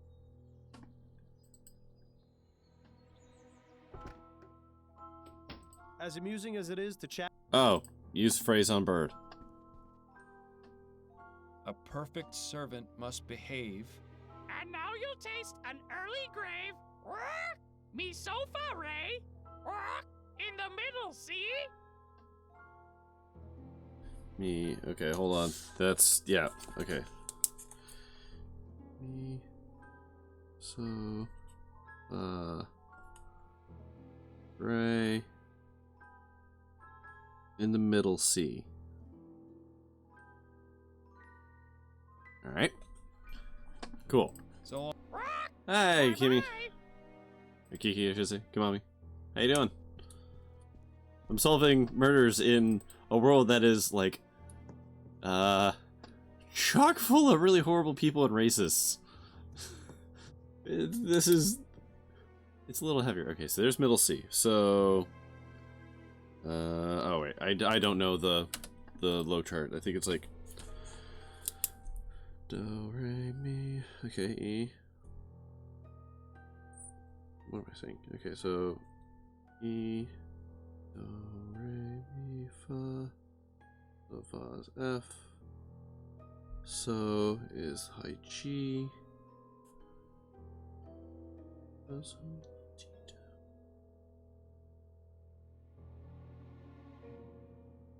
D. Around the middle C. Okay, so that's middle C. So E, G, F, D. First try. Oh dear. Dear God. That would be the other gardener. This does not look good. He's dead. You should inform Dr. Fellows about this right away. It seems Guy was telling the truth after all. Yes, it would probably be a good idea to let him know of this development. Sorry, who am I telling? Guy? Yeah, okay. Guy? Yes? Good news! I found the secret room you told me about. You see? I wasn't lying. No, you certainly weren't. There was someone inside, a man. No. Who? I'm not sure, but I can only assume it was one of Madame Dupray's servants. Was he alright? No. He was dead. Dr. Fellows confirmed it was due to asphyxiation. Madame Dupray must How's my night put going? him in there before I It's drop going him. good. And then, Like I said, this with is everything that's happened, an interesting for some reason game, there's a challenging a little bit at times. Oh my god. It's my fault he's dead. No. I'm The circumstances are quite unfortunate, still sick, Mr. Dumas. so However, this has shed a new light That on part's Madame fun. Dupray and her cruel practices. I can't say for certain that you were justified in your actions, but I am a bit reluctant to say you were completely at fault. The bottom fact is that Mr. Martin has been falsely accused of this crime. If I were to let you go, he would be punished in your place. Unless... Yes? I'm going to need you to write me a letter, Mr. Dumas. Of course, Mr. Fordham. Anything to take I'm care of feeling any this better at mess. all? What was it? I just made a whole pizza for my high self at midnight. Good. Hey, live your best Hopefully now life. This whole grim affair can be brought to an end. I've done that. There was a That's time all for right now, but I'll be back. when I was a I'll younger be here. man at my friend's apartment, and we got it in our drunk minds to make what we dubbed the double-decker pizza, which was a frozen pizza with another frozen pizza on top. Which seemed like such a good idea at the time. Two problems. One, we didn't use a tray. Two, we didn't cook it for nearly long enough. It ended poorly. It ended. It was no one got to eat any of that pizza. Also, we had to clean the oven. Also, my friend got burns on his hands. Not severe ones, but like, yikes. No, it was one pizza in 20 minutes, so two pizzas in 10 minutes? No. We went, okay, one pizza in 20 minutes, so two pizzas, what, like 30? We did go up, but like not nearly the right scale, because the pizza actually acts as a bit of an insulator. So if you want the middle inside bit to actually get cooked, you need more time at slightly lower heat. Anyways, been there. So as the other question of, am I feeling any better at all? I don't know. I'm in a weird idling state. I'm still stuffy, still feeling like a bit crummy. Okay, so what is this letter I just got? Clues? Documents? Guy's confession. To the attempted murder. Okay. Guy's note. Okay. He looks upset. Unfortunately, I missed exactly what my plan was here. Can I talk to you? I have... No? Alright. Let's see if there's anyone else we can talk to here before we... Oh, Mr. We haven't got in. Okay, don't need to talk to you. Go to the jail? Nothing else to... No? Okay. I don't think there's anything to do with talking to mother. Welcome. She's not... No? Alright. I can talk to my wife, she ain't there, so okay, let's finish off this case.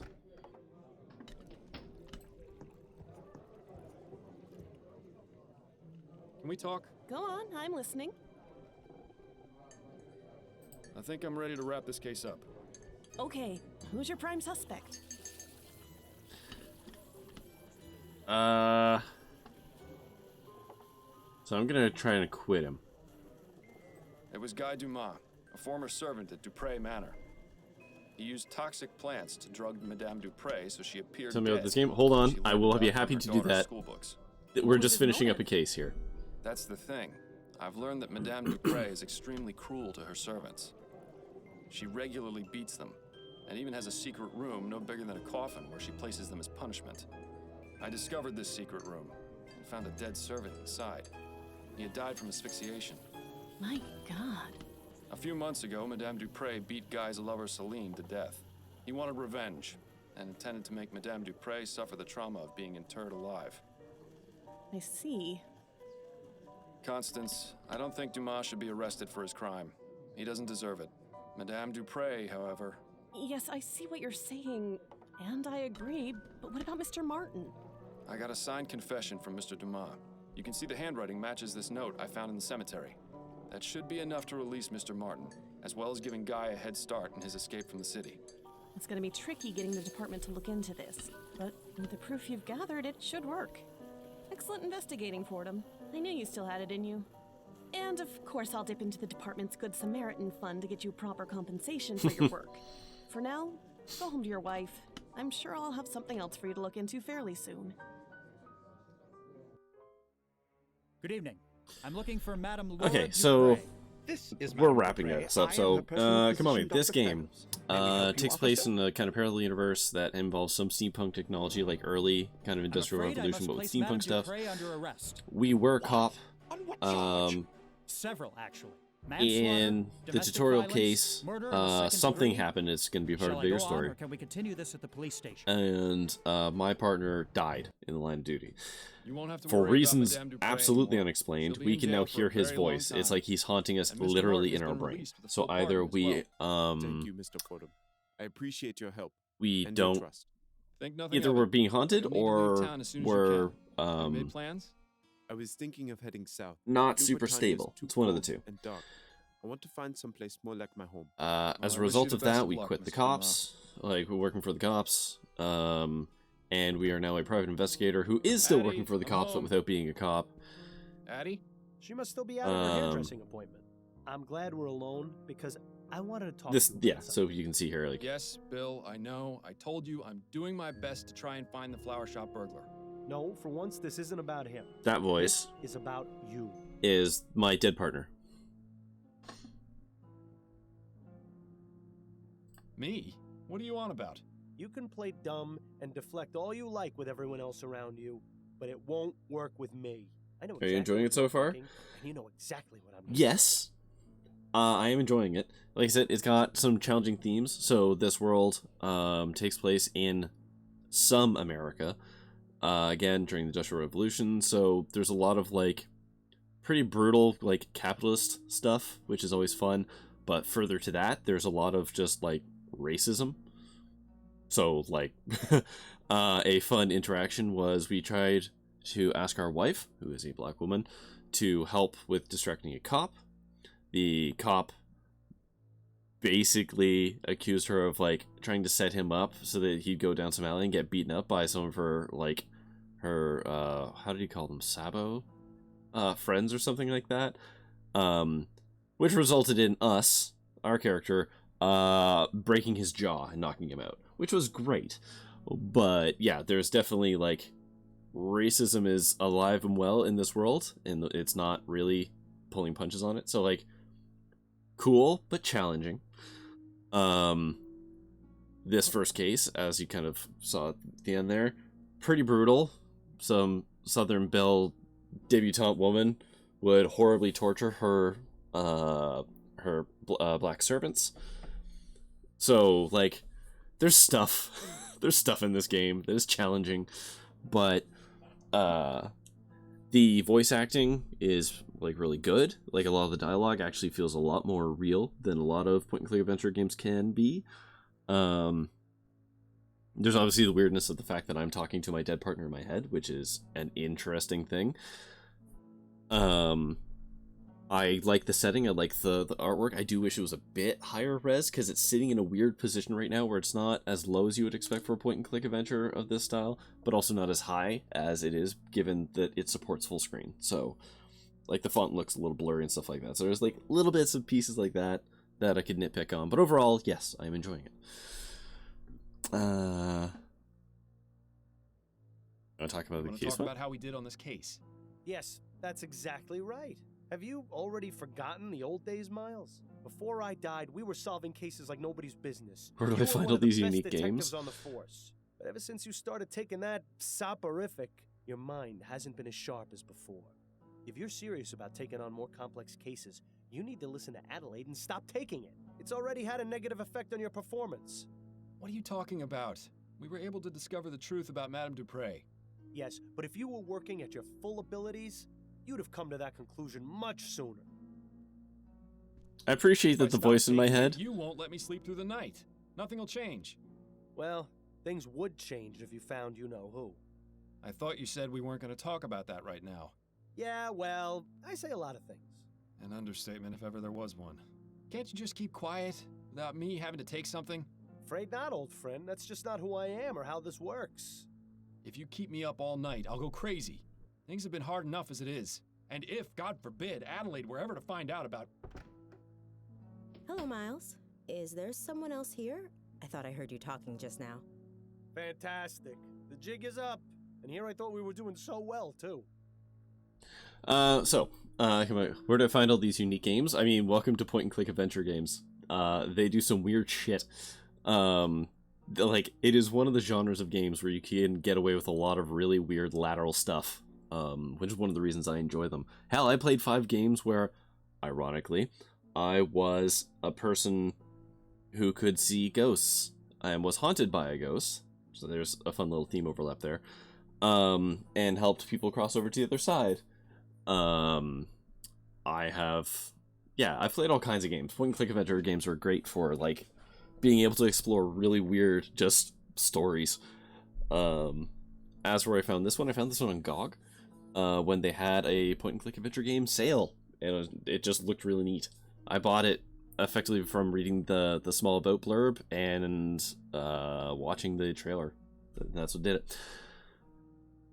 That was going over the case. No, I was just going over the case. Thinking aloud, you see. Ah, of course. How was your appointment?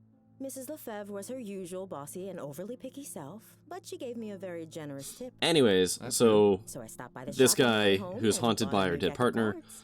Excellent. A few rounds of écarté. I believe you has basically been drugging himself to sleep, and it's thrown him off, and it's causing some Well, you certainly strain managed to dodge that bullet. with I our only lovely wish I could wife, say the same. etc., etc., etc., etc. So the whole thing is, my partner wants us to find the guy who broke into this place in the tutorial one, and or the tutorial case, and as a result, he got killed. And it says here they still don't know what caused that explosion. Gosh, I would love to save. I guarantee you it was sabotage. Those Redites have been causing a lot of trouble lately. Is that the group of anti-steam tech radicals? The very same. Why Redites, though? They're named after some fellow named Jonathan Red. Apparently, So the not one who began Luddites? The whole anti-steam movement. Okay. It's really a rather stupid name, if you ask me, and uncreative to boot. Well, what would Reddites, you call yeah. them then? The Anti-Steam Society, League of Preservation of Blowing Things Up. Boom Boom Boys. Something simple, like the Anti-Steam Society. That almost makes him sound classy. Perhaps you'd best stick with the detecting, dearest. Your nomenclature needs a bit of work. Well, I think it's about time I get ready for bed. All right, Miles, if you must. Okay, I can save now, thank God. Oh, there was an autosave? Well...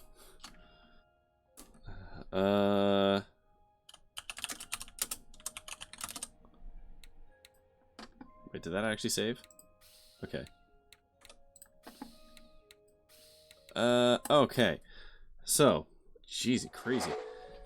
That went longer than I wanted it to, but hey, we got through the first case, so, you know, I doubt we'll be able to pull that again. And as to him looking like a low-res David Tennant, he actually looks significantly more like... Oh, what the hell's his name? Patrick something. Paul McGann. So, hold on, I'm just gonna do this real quick. Ironically, another Doctor Who guy, but if I go like this and go to screen. So, this guy. Like, he actually looks a lot like him, in my opinion.